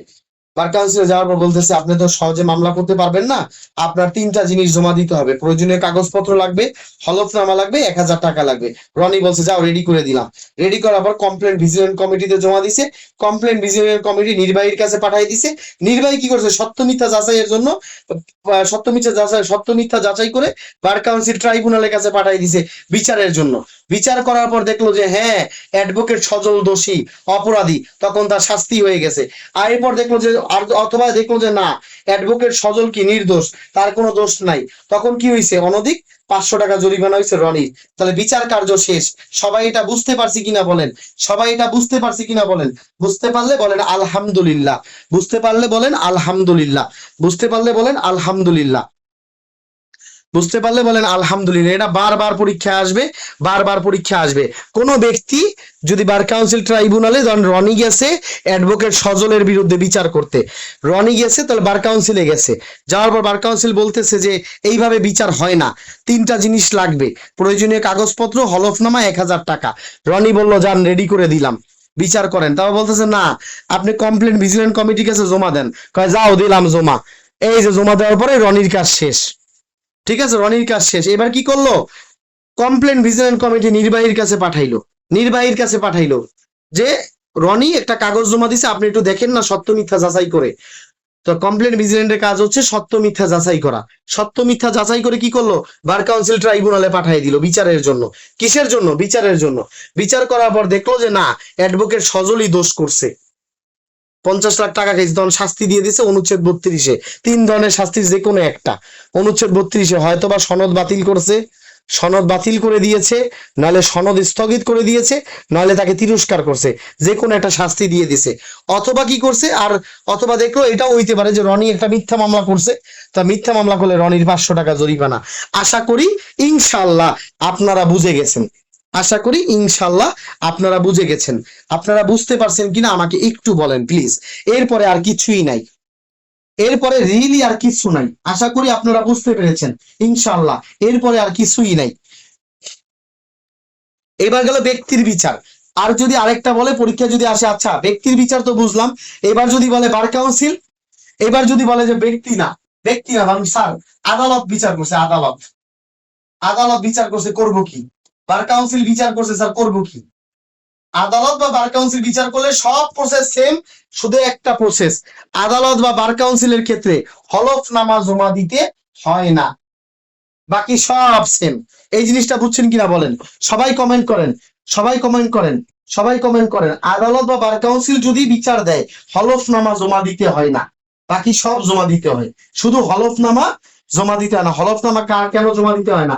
বার কাউন্সিল বা আদালত তারা হচ্ছে অথেন্টিক, তারা হচ্ছে, তারা কখনো কারোর বিরুদ্ধে মিথ্যা মামলা করবে না, এরা সরকারি প্রতিষ্ঠান, এজন্য তাদের হলফনামা জমা দিতে হয় না।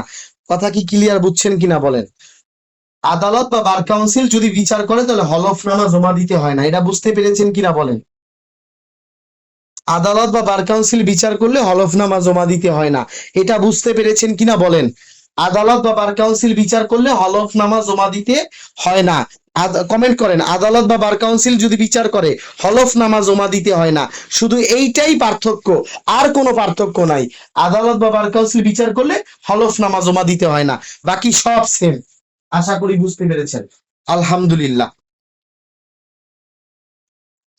আলহামদুলিল্লাহ। এইবার আসেন,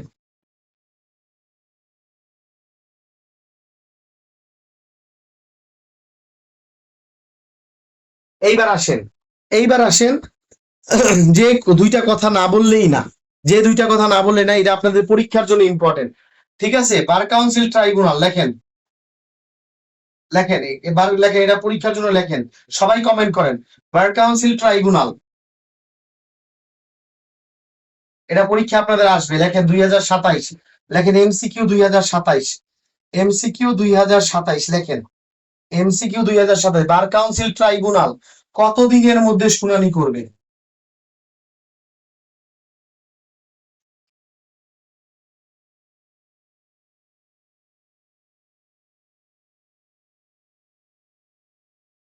সবাই লেখেন বার কাউন্সিল ট্রাইব্যুনাল, এটা 2 লেখেন। ওরে বাবা, 90 দিনে গেছেন গা, আস্তাগফিরুল্লাহ। কত দিনের মধ্যে বার কাউন্সিল ট্রাইব্যুনাল শুনানি করবেন? ব্যক্তি হলে হলফনামা দিতে হয়, ইয়েস, ব্যক্তি হলে হলফনামা দিতে হয়, অন্য কেউ দিতে হয় না। লেখেন বার কাউন্সিল ট্রাইব্যুনাল কত, উল্টা পাল্টা করেন না, 21 দিনের মধ্যে লেখেন, 21 দিনের মধ্যে লেখেন। এটা 27 সালের MCQ hot topic. Bar council tribunal 21 দিনের মধ্যে কি করে, শুনানি করবে। 21 দিন, সবাই লেখেন, সবাই লেখেন 21 দিন, সবাই লেখেন 21 দিন। বার কাউন্সিল ট্রাইব্যুনাল কত দিনের মধ্যে শুনানি করবে? সবাই বলেন 21 দিন, 21 দিনের মধ্যে শুনানি করবেন, 21 দিনের মধ্যে শুনানি করবেন। বার কাউন্সিল ট্রাইব্যুনাল কত দিনের মধ্যে শুনানি করবেন? সবাই বলেন 21 দিন, 21 দিনের মধ্যে শুনানি করবেন। ক্লাসটা ভালো লাগছে কিনা আমাকে একটু প্লিজ বলেন, ক্লাসটা ভালো লেগেছে কিনা বলেন, বাসায় কি আর পড়তে হবে কিনা সেটাও বলেন।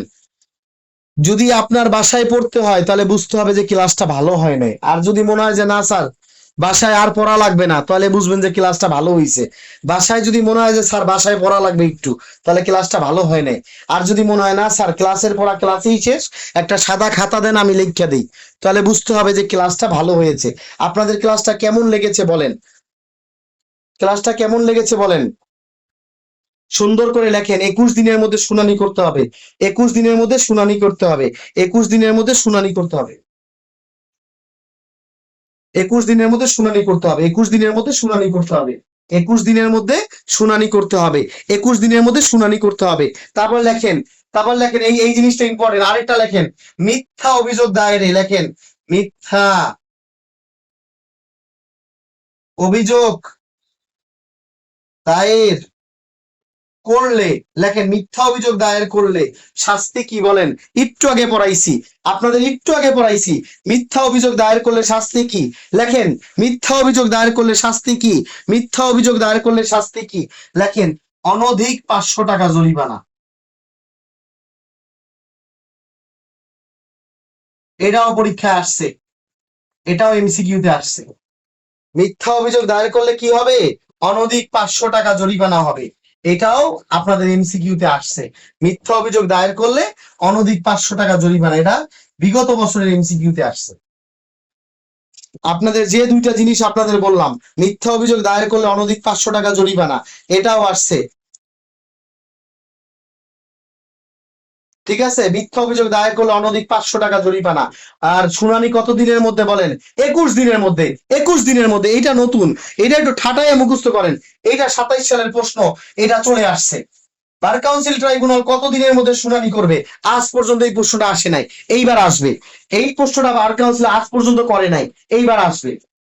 সবাই লেখেন 21 দিনের মধ্যে শুনানি করবে। বার কাউন্সিল যেইভাবে প্রশ্নগুলো আবিষ্কার করতেছে, এটা বিগত বছরের প্রশ্ন করে পাশ করা যাবে না। 21 দিনের মধ্যে শুনানি করবে, আজ পর্যন্ত আসে নাই, মানে এটা আসবে। 21 দিনের মধ্যে শুনানি করছে, আজ পর্যন্ত আসে নাই, এটা আসবে। তো এই গেল আমাদের 34। আর আশা আশা করি 34-এ আর কোনো প্যারা নাই। আশা করি বুঝতে পেরেছেন, 34-এ আর কোনো প্যারা নাই। সবাই বলেন আলহামদুলিল্লাহ। জি জি জি জি, ইয়েস ইয়েস ইয়েস ইয়েস। কার শুনানি করবে আপনি এতক্ষণে বোঝেন নাই? অভিযুক্ত অ্যাডভোকেট যার বিরুদ্ধে বিচার হচ্ছে অসদাচরণে, তার। তারপর এই কথাটাও লিখে ফেলেন, এই কথাটাও লিখে ফেলেন।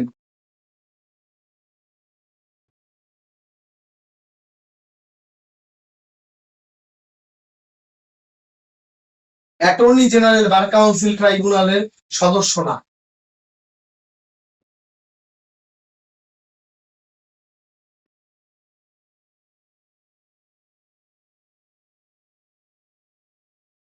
দেখেন, অ্যাটর্নি জেনারেল বার কাউন্সিল ট্রাইব্যুনালের সদস্য না, এটাও আপনাদের এবার ইম্পর্টেন্ট। অ্যাটর্নি জেনারেল কিন্তু বার কাউন্সিল ট্রাইব্যুনালের সদস্য না, এটাও আপনাদের জন্য important. Attorney general bar council ট্রাইব্যুনালের সদস্য না, এটাও আপনাদের জন্য ভীষণ ইম্পর্টেন্ট। এটা কিন্তু পরীক্ষায় আসার মতো। অ্যাটর্নি জেনারেল কিন্তু বার কাউন্সিল ট্রাইব্যুনালের সদস্য না, এই অংশটা, এই অংশটা আপনাদের জন্য ভীষণ গুরুত্বপূর্ণ। অ্যাটর্নি জেনারেল বার কাউন্সিল ট্রাইব্যুনালের কি না? সদস্য না। তাহলে আমি আপনাদের কয়টা জিনিস বললাম? শুনানি হয় কত দিনে? 21 দিন। জরিমানা কত? অনধিক 500 টাকা। অ্যাটর্নি জেনারেল বার কাউন্সিল ট্রাইব্যুনালের সদস্য না।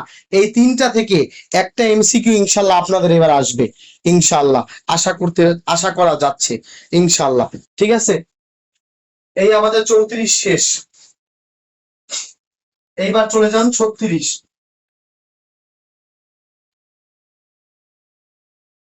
এবার চলে যান অনুচ্ছেদ 36, লেখেন। সবাই লিখে ফেলেন অনুচ্ছেদ 36।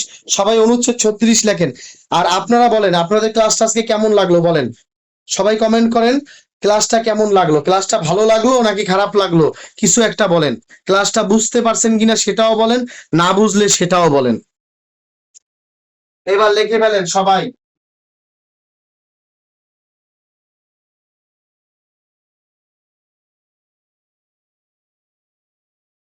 সবাই লেখেন অনুচ্ছেদ 36, সুন্দর করে লেখেন। অনুচ্ছেদ 36টা লিখে ফেলেন সুন্দরভাবে। সুন্দরভাবে লেখেন অনুচ্ছেদ 36টা, সুন্দরভাবে লেখেন। লেখেন একজন আইনজীবী, সুন্দরভাবে লেখেন।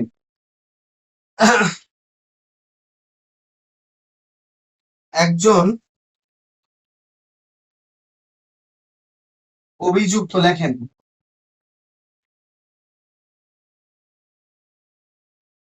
অভিযুক্ত শব্দটা লেখার দরকার নাই, লেখেন একজন আইনজীবী বা অ্যাডভোকেট দেখেন একজন অ্যাডভোকেট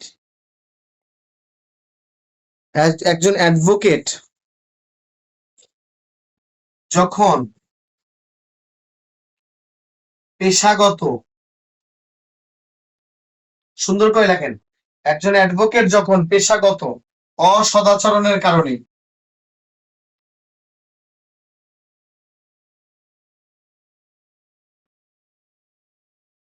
একজন অ্যাডভোকেট যখন পেশাগত অসদাচরণের কারণে লেখেন, একজন অ্যাডভোকেট যখন পেশাগত অসদাচরণের কারণে সাজাপ্রাপ্ত হন,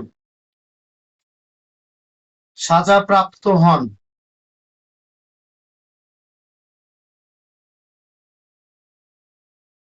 তার প্রতিকার হলো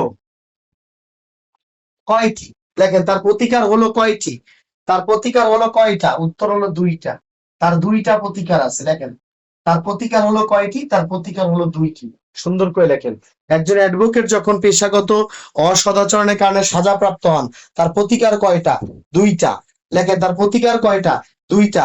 একজন অ্যাডভোকেট যখন পেশাগত অসদাচরণের কারণে সাজাপ্রাপ্ত হন, তার প্রতিকার কয়টা? তার প্রতিকার হচ্ছে দুইটা। তার প্রতিকার কয়টা? দুইটা। তার প্রতিকার কয়টা? দুইটা। এক হচ্ছে, লেখেন রাস্তাটা দেখেন, রাস্তাটা দেখেন, রাস্তা একটা একটা রাস্তা হচ্ছে সে চলে যাবে আপিলে, সে চলে যাবে আপিলে, সে চলে যাবে আপিলে। এক নাম্বার, সে আপিল করতে পারবে। আর দ্বিতীয় হচ্ছে সে যাবে, অথবা দ্বিতীয় রাস্তা তার জন্য খোলা, সে যাবে রিভিউতে। সে আপিলে যাবে নতুবা রিভিউতে যাবে, তার যে কোনো একটা রাস্তা তার জন্য, তার দুই রাস্তার যে কোনো এক রাস্তায় যাইতে হবে। আপনারা বুঝতে পেরেছেন কিনা আগে সেটা বলেন। একজন অ্যাডভোকেটের প্রতিকার কয়টা? একটা অ্যাডভোকেট উনি পেশাগত অসদাচরণের কারণে সাজাপ্রাপ্ত হয়েছেন, তার প্রতিকার কয়টা বলেন? তার প্রতিকার হলো দুইটা। সে হয়তোবা আপিলে যাবে নতুবা রিভিউতে যাবে। এতটুকু ক্লিয়ার কিনা বলেন? তাহলে পরীক্ষায় যদি আসে, একটা অ্যাডভোকেটের প্রতিকার কয়টা? দুইটা, আপিল ও রিভিউ। বলেন আপিল ও রিভিউ। লেখেন আপিল ও রিভিউ। লেখেন আপিল ও রিভিউ। একটা অ্যাডভোকেটের পেশাগত অসদাচরণের কারণে সাজাপ্রাপ্ত হলে তার প্রতিকার কয়টা? বলেন দুইটা। দুইটা প্রতিকার, এক আপিল, এক আপিল নইলে রিভিউ। এবার আসেন আপিল কোথায় করবে?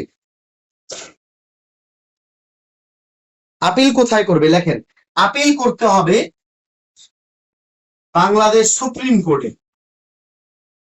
বাংলাদেশ সুপ্রিম কোর্টে আপিল করতে হবে। বাংলাদেশ সুপ্রিম কোর্টে আপিল করতে হবে। বাংলাদেশ সুপ্রিম কোর্টে আপিল করতে হবে। কত দিনের মধ্যে ভাই? 90 দিনের মধ্যে। এই যে 90 দিনের মধ্যে, 90 দিনের মধ্যে। লেখেন 90 দিনের মধ্যে। তবে একটা ভয় আছে, হাইকোর্টের সুপ্রিম কোর্টে আপিল করতে হবে কোন ডিভিশনে? হাইকোর্ট ডিভিশনে। হাইকোর্টে সুপ্রিম কোর্টের হাইকোর্ট ডিভিশনে আপিল করতে হবে। সুপ্রিম কোর্টের কোন ডিভিশনে আপিল করবেন বলেন? হাইকোর্ট ডিভিশনে আপিল করতে হবে। কোথায়? সুপ্রিম কোর্টের হাইকোর্ট ডিভিশনে আপিল করতে হবে।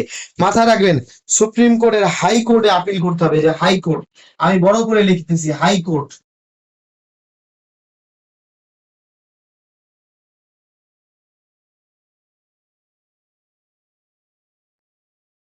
কত দিনের মধ্যে আপিল করতে হবে?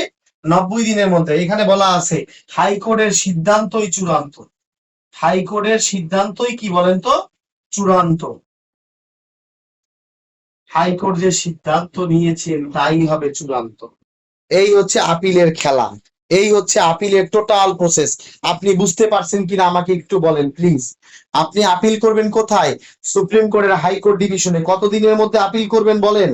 আপিল করবেন আপনি 90 দিনের মধ্যে। কত দিনের মধ্যে? 90 দিনের মধ্যে। এটা একটা এমসিকিউ। তবে একটা ভয় আছে, হাইকোর্টের সিদ্ধান্তই হবে চূড়ান্ত সিদ্ধান্ত। হাইকোর্টের সিদ্ধান্ত হবে কি সিদ্ধান্ত? চূড়ান্ত সিদ্ধান্ত। হাইকোর্টের সিদ্ধান্ত হবে চূড়ান্ত সিদ্ধান্ত। এই অংশটা ক্লিয়ার কিনা বলেন? পরীক্ষায় কিন্তু আসবে। আপিল কোথায় করতে হবে? সুপ্রিম কোর্টের হাইকোর্ট ডিভিশনে। কত দিনের মধ্যে? 90 দিনের মধ্যে। হাইকোর্টের সিদ্ধান্ত চূড়ান্ত সিদ্ধান্ত। এই অংশটা ক্লিয়ার কিনা একদম আমাকে স্পষ্টভাবে বলেন যে স্যার একদম ক্লিয়ার। আর দ্বিতীয় রাস্তাটা কি স্যার? দ্বিতীয় রাস্তাটা আপনি রিভিউ করবেন। বার কাউন্সিল ট্রাইব্যুনালে।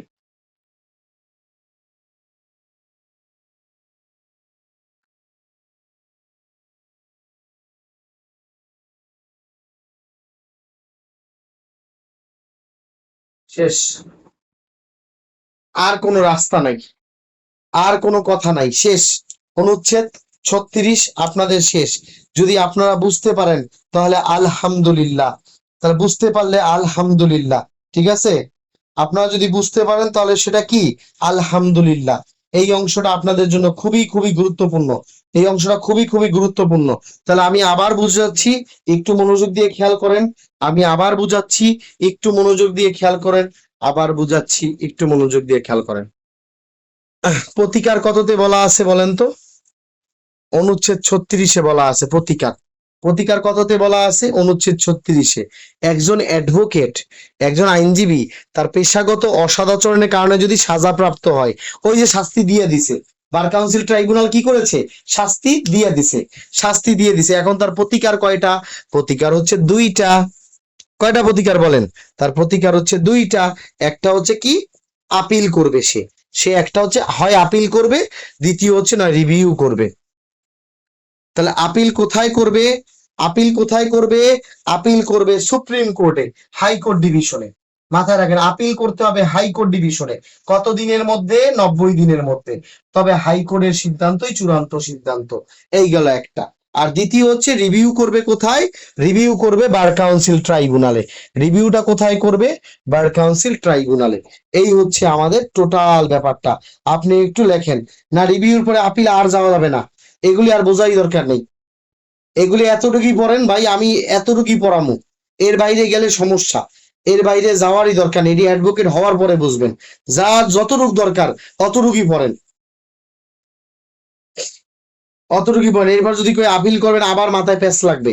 যতটুক পড়ছেন আলহামদুলিল্লাহ, এতটুকুই পড়েন, এর চেয়ে লাগে না। তাহলে আমি আপনাকে কি বুঝালাম? আমি আপনাকে বুঝালাম যে একটা আইনজীবীকে যখন বার কাউন্সিল ট্রাইব্যুনাল সাজা প্রদান করে, একটা আইনজীবীকে যখন বার কাউন্সিল ট্রাইব্যুনাল সাজা প্রদান করে, এখন ওই আইনজীবীর কি ক্যারিয়ার শেষ? না, আইনজীবীর দুইটা প্রতিকার আছে। সে হয় আপিল করবে, নাহলে রিভিউ করবে। আপিল কোথায় করবে? আপিল করবে সুপ্রিম কোর্টের হাইকোর্ট ডিভিশনে। কত দিনের মধ্যে? 90 দিনের মধ্যে। তবে হাইকোর্টের সিদ্ধান্তই কিন্তু চূড়ান্ত সিদ্ধান্ত। আর দ্বিতীয়ত সে হয়তো বা রিভিউতে যাবে। রিভিউ কোথায় করবে? বার কাউন্সিল ট্রাইব্যুনালে করবে। ক্লিয়ার আপনি? একদম ক্লিয়ার। তাহলে আমি আবার কি বুঝাইলাম আপনাকে? একটা আইনজীবীকে যখন বার কাউন্সিল ট্রাইব্যুনাল সাজা প্রদান করেছে, তার প্রতিকার কয়টা? দুইটা। এক, সে আপিলে যাবে, নয় সে রিভিউতে যাবে। আপিলে গেলে কোথায় যাবে? হাইকোর্ট ডিভিশনে যাবে। কত দিনের মধ্যে আপিল করতে হবে? 90 দিনের মধ্যে। হাইকোর্টের সিদ্ধান্ত একদম চূড়ান্ত সিদ্ধান্ত, এরপরে আর কোনো কথা হবে না। আর রিভিউ করলে কোথায় যাবে? বার কাউন্সিল ট্রাইব্যুনাল যাবে। আশা করি বুঝতে পেরেছেন। বলেন আলহামদুলিল্লাহ। বুঝতে পারলে বলেন আলহামদুলিল্লাহ। হ্যাঁ, তাহলে 32 ধারায় বললাম শাস্তি, 33 ধারায় হচ্ছে ট্রাইব্যুনাল গঠন। লেখেন, 32-এ পড়ছেন শাস্তি, 33-এ পড়ছেন ট্রাইব্যুনাল গঠন, 34-এ পড়লেন বিচার পদ্ধতি, 36-এ বললেন প্রতিকার, 32-এ পড়ছেন শাস্তি, 33-এ পড়েছেন ট্রাইব্যুনাল গঠন, 34-এ বিচার পদ্ধতি, 36-এ পড়েছেন কি? প্রতিকার। আশা করি আপনারা বুঝতে পেরেছেন। আপনাদের ক্লাসটা কেমন লাগলো অবশ্যই একটু জানান।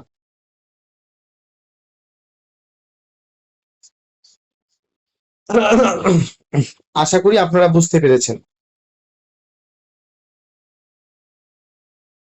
এইবার আসেন যে জিনিসটা আপনাদের জন্য গুরুত্বপূর্ণ সেটা দেখেন। যে জিনিসটা আপনাদের জন্য গুরুত্বপূর্ণ এবং পরীক্ষা বারবার আসে সেটা লেখেন। এইবার লেখেন যে জিনিসটা গুরুত্বপূর্ণ সেটা লেখেন। আপনাদের লাস্ট যে কথাটা, 36 শেষ। আমাদের বার কাউন্সিল ট্রাইব্যুনাল মানে বার কাউন্সিল অর্ডার শেষ আজকে আলহামদুলিল্লাহ। ঠিক আছে, কালকে রুলস পড়াবো ইনশাল্লাহ। কালকে রুলস পড়াবো, আমাদের আর কিছুই বাকি নেই ইনশাল্লাহ। এই হচ্ছে আমাদের ফাউন্ডেশন ব্যাচ। আমাদের বার কাউন্সিল প্রিলিমিনারিতে ফাউন্ডেশন ব্যাচ চলমান রয়েছে। ওকে, আমাদের বার কাউন্সিল প্রিলিমিনারিতে ফাউন্ডেশন ব্যাচ চলমান রয়েছে। দ্রুত আপনারা এনরোলড হয়ে যান। ঠিক আছে, এটা হচ্ছে আমার কথা। আরেকটা হচ্ছে লেখেন, সুন্দর করে লেখেন।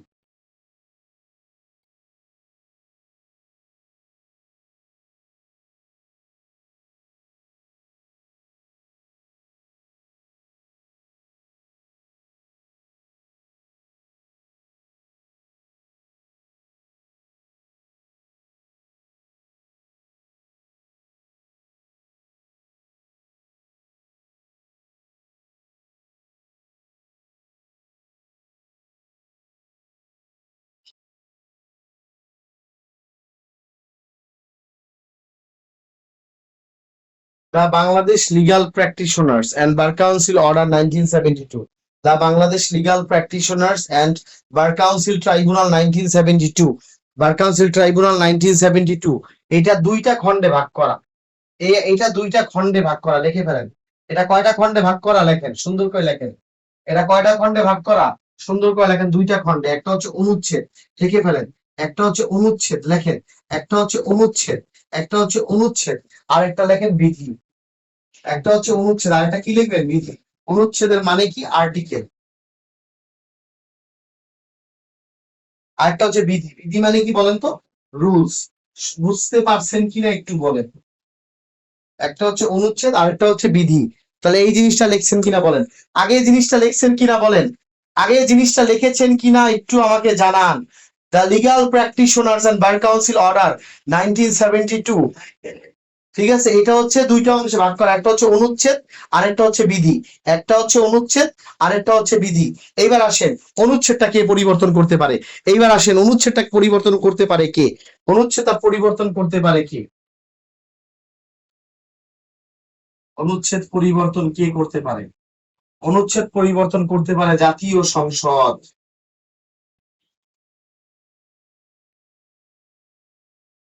অনুচ্ছেদ পরিবর্তন করতে পারে কে? উত্তর হচ্ছে জাতীয় সংসদ পারে অনুচ্ছেদ পরিবর্তন করতে। অনুচ্ছেদ পরিবর্তন করতে পারে কে? জাতীয় সংসদ। এতটুক পড়লে হবে না, এতটুক পড়লে হবে না, কারণ কোশ্চেন ঘুরাইয়া দিচ্ছে। এতটুক শিখলে হবে না, বার কাউন্সিলের ওই আগের দিন শেষ। জাতীয় সংসদ পড়ছেন আর পরীক্ষা জাতীয় সংসদ আসছে, ওই দিন শেষ। লেখেন জাতীয় সংসদ, এটাকে আবার ইংলিশে লেখেন পার্লামেন্ট। পার্লামেন্ট লেখেন, পার্লামেন্ট। ইংলিশে লেখেন পার্লামেন্ট, জাতীয় সংসদ। এরপর এটা মানেও জাতীয় সংসদ। এরপর লেখেন হাউস অফ নেশন, লেখেন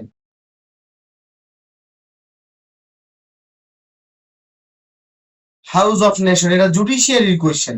জুডিশিয়ারিতে হাউস অফ নেশন দিছে, জুডিশিয়ারির ছাত্ররাই ধরতে পারে নাই। হাউস অফ নেশন মানে জাতীয় সংসদ। একটা চরম ধোকা খাইয়ে আসছে হাউস অফ নেশন। আর একটা হচ্ছে দা লেজিসলেটিভ। পরীক্ষায় যাহাই দিবে সেটাই পারতে হবে, এটাই নিয়ম। তো খেয়াল করে দেখেন আমি কি পড়ালাম আপনাকে। আমি পড়ালাম অনুচ্ছেদ পরিবর্তন করতে পারে কে?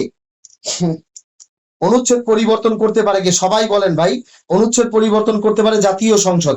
এই একটা শিখলে হবে না। জাতীয় সংসদ যে জিনিস, পার্লামেন্ট একই জিনিস, হাউস অফ নেশন একই জিনিস, লেজিসলেটিভ একই জিনিস। লেজিসলেটিভ মানে হচ্ছে যে সংস্থা, যে সরকারি সংস্থা আইন প্রস্তুত করে তাকে লেজিসলেটিভ বলে। যে সরকারি সংস্থা আইন প্রস্তুত করে তাকে লেজিসলেটিভ বলে। হাউস অফ নেশন মানে কি? জাতীয় সংসদ। হাউস অফ নেশন মানে কি বলেন? জাতীয় সংসদ। পার্লামেন্ট মানে কি? জাতীয় সংসদ। জাতীয় সংসদ মানে কি? জাতীয় সংসদ। তো bar council, the Bangladesh legal practitioners and bar council order 1972, অনুচ্ছেদ পরিবর্তন করতে পারে কে বলেন? সবাই কথা কন, সবাই কথা বলেন। জাতীয় সংসদ, parliament, house of nation, legislative. জাতীয় সংসদ, parliament, house of nation, legislative, যাহাই করিবেন একই জিনিস। প্রশ্ন আর ঘুরাইলে আর কাজ হবে না, কারণ আপনি শিখে ফেলেছেন। ঠিক আছে, এইভাবে আসবে পরীক্ষায়। এইবার আসেন রুলস। এটা ক্লিয়ার কিনা আপনি বলেন, ইয়েস বলেন। একটু ইয়েস বলেন, এটা ক্লিয়ার কিনা, ইয়েস বলেন। আচ্ছা, পরীক্ষা আসলে কিন্তু পারতে হবে, পারতেই হবে। আচ্ছা, এবার লেখেন বিধি। বিধিটা পরিবর্তন করতে পারে কে? লেখেন অনুচ্ছেদ 40, লেখেন অনুচ্ছেদ 40, অনুচ্ছেদ 40 লেখেন। অনুচ্ছেদ 40 লেখেন, অনুচ্ছেদ 40, অনুচ্ছেদ 40 লেখেন সরকারের অনুমতিতে বার কাউন্সিল, লেখেন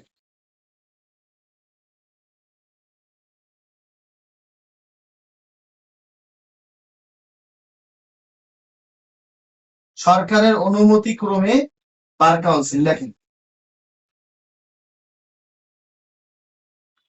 দেখেন সরকারের অনুমতি ক্রমে কি বার কাউন্সিল, এটা সুন্দর করে লিখে ফেলেন। সরকারের অনুমতি ক্রমে, যদি বার কাউন্সিল চায় যে বিধি পরিবর্তন করব, যদি চায় বিধি পরিবর্তন করব, তাহলে হবে সরকারের অনুমতি ক্রমে বার কাউন্সিল। যদি চায় বিধি পরিবর্তন করব, আমি বিধি পরিবর্তন করব। বার কাউন্সিল যদি চায় তাহলে কি, সরকারের অনুমতিতে বার কাউন্সিল, সরকারের অনুমতিতে বার কাউন্সিল। এইভাবে করে আপনাকে লিখতে হবে, এইভাবে করে আপনাকে স্ট্র্যাটেজি ওয়াইজ লেখাপড়া করতে হবে। উল্টাপাল্টা লেখাপড়া করলে এইবার আর পাস হবে না। আশা করি বুঝতে পেরেছেন। The Bangladesh legal practitioners and bar council order 1972 অনুচ্ছেদ বলা আছে যে পরিবর্তন করতে পারে জাতীয় সংসদ, parliament, house of nation, legislative, আইন প্রণয়নকারী সংস্থা মানে জাতীয় সংসদ। আর বিধি প্রণয়ন করতে পারে সরকারের অনুমতি ক্রমে বার কাউন্সিল। ইনশাল্লাহ আপনাদের ইনশাল্লাহ হয়ে গেছে, ইনশাল্লাহ হয়ে গেছে। তাহলে that's all my submission your honour. ঠিক আছে, সবাই অন্তরে অন্তঃস্থল থেকে আলহামদুলিল্লাহ বলেন। না, শেষ শেষ, আর বিধি বাদ থাকলো না।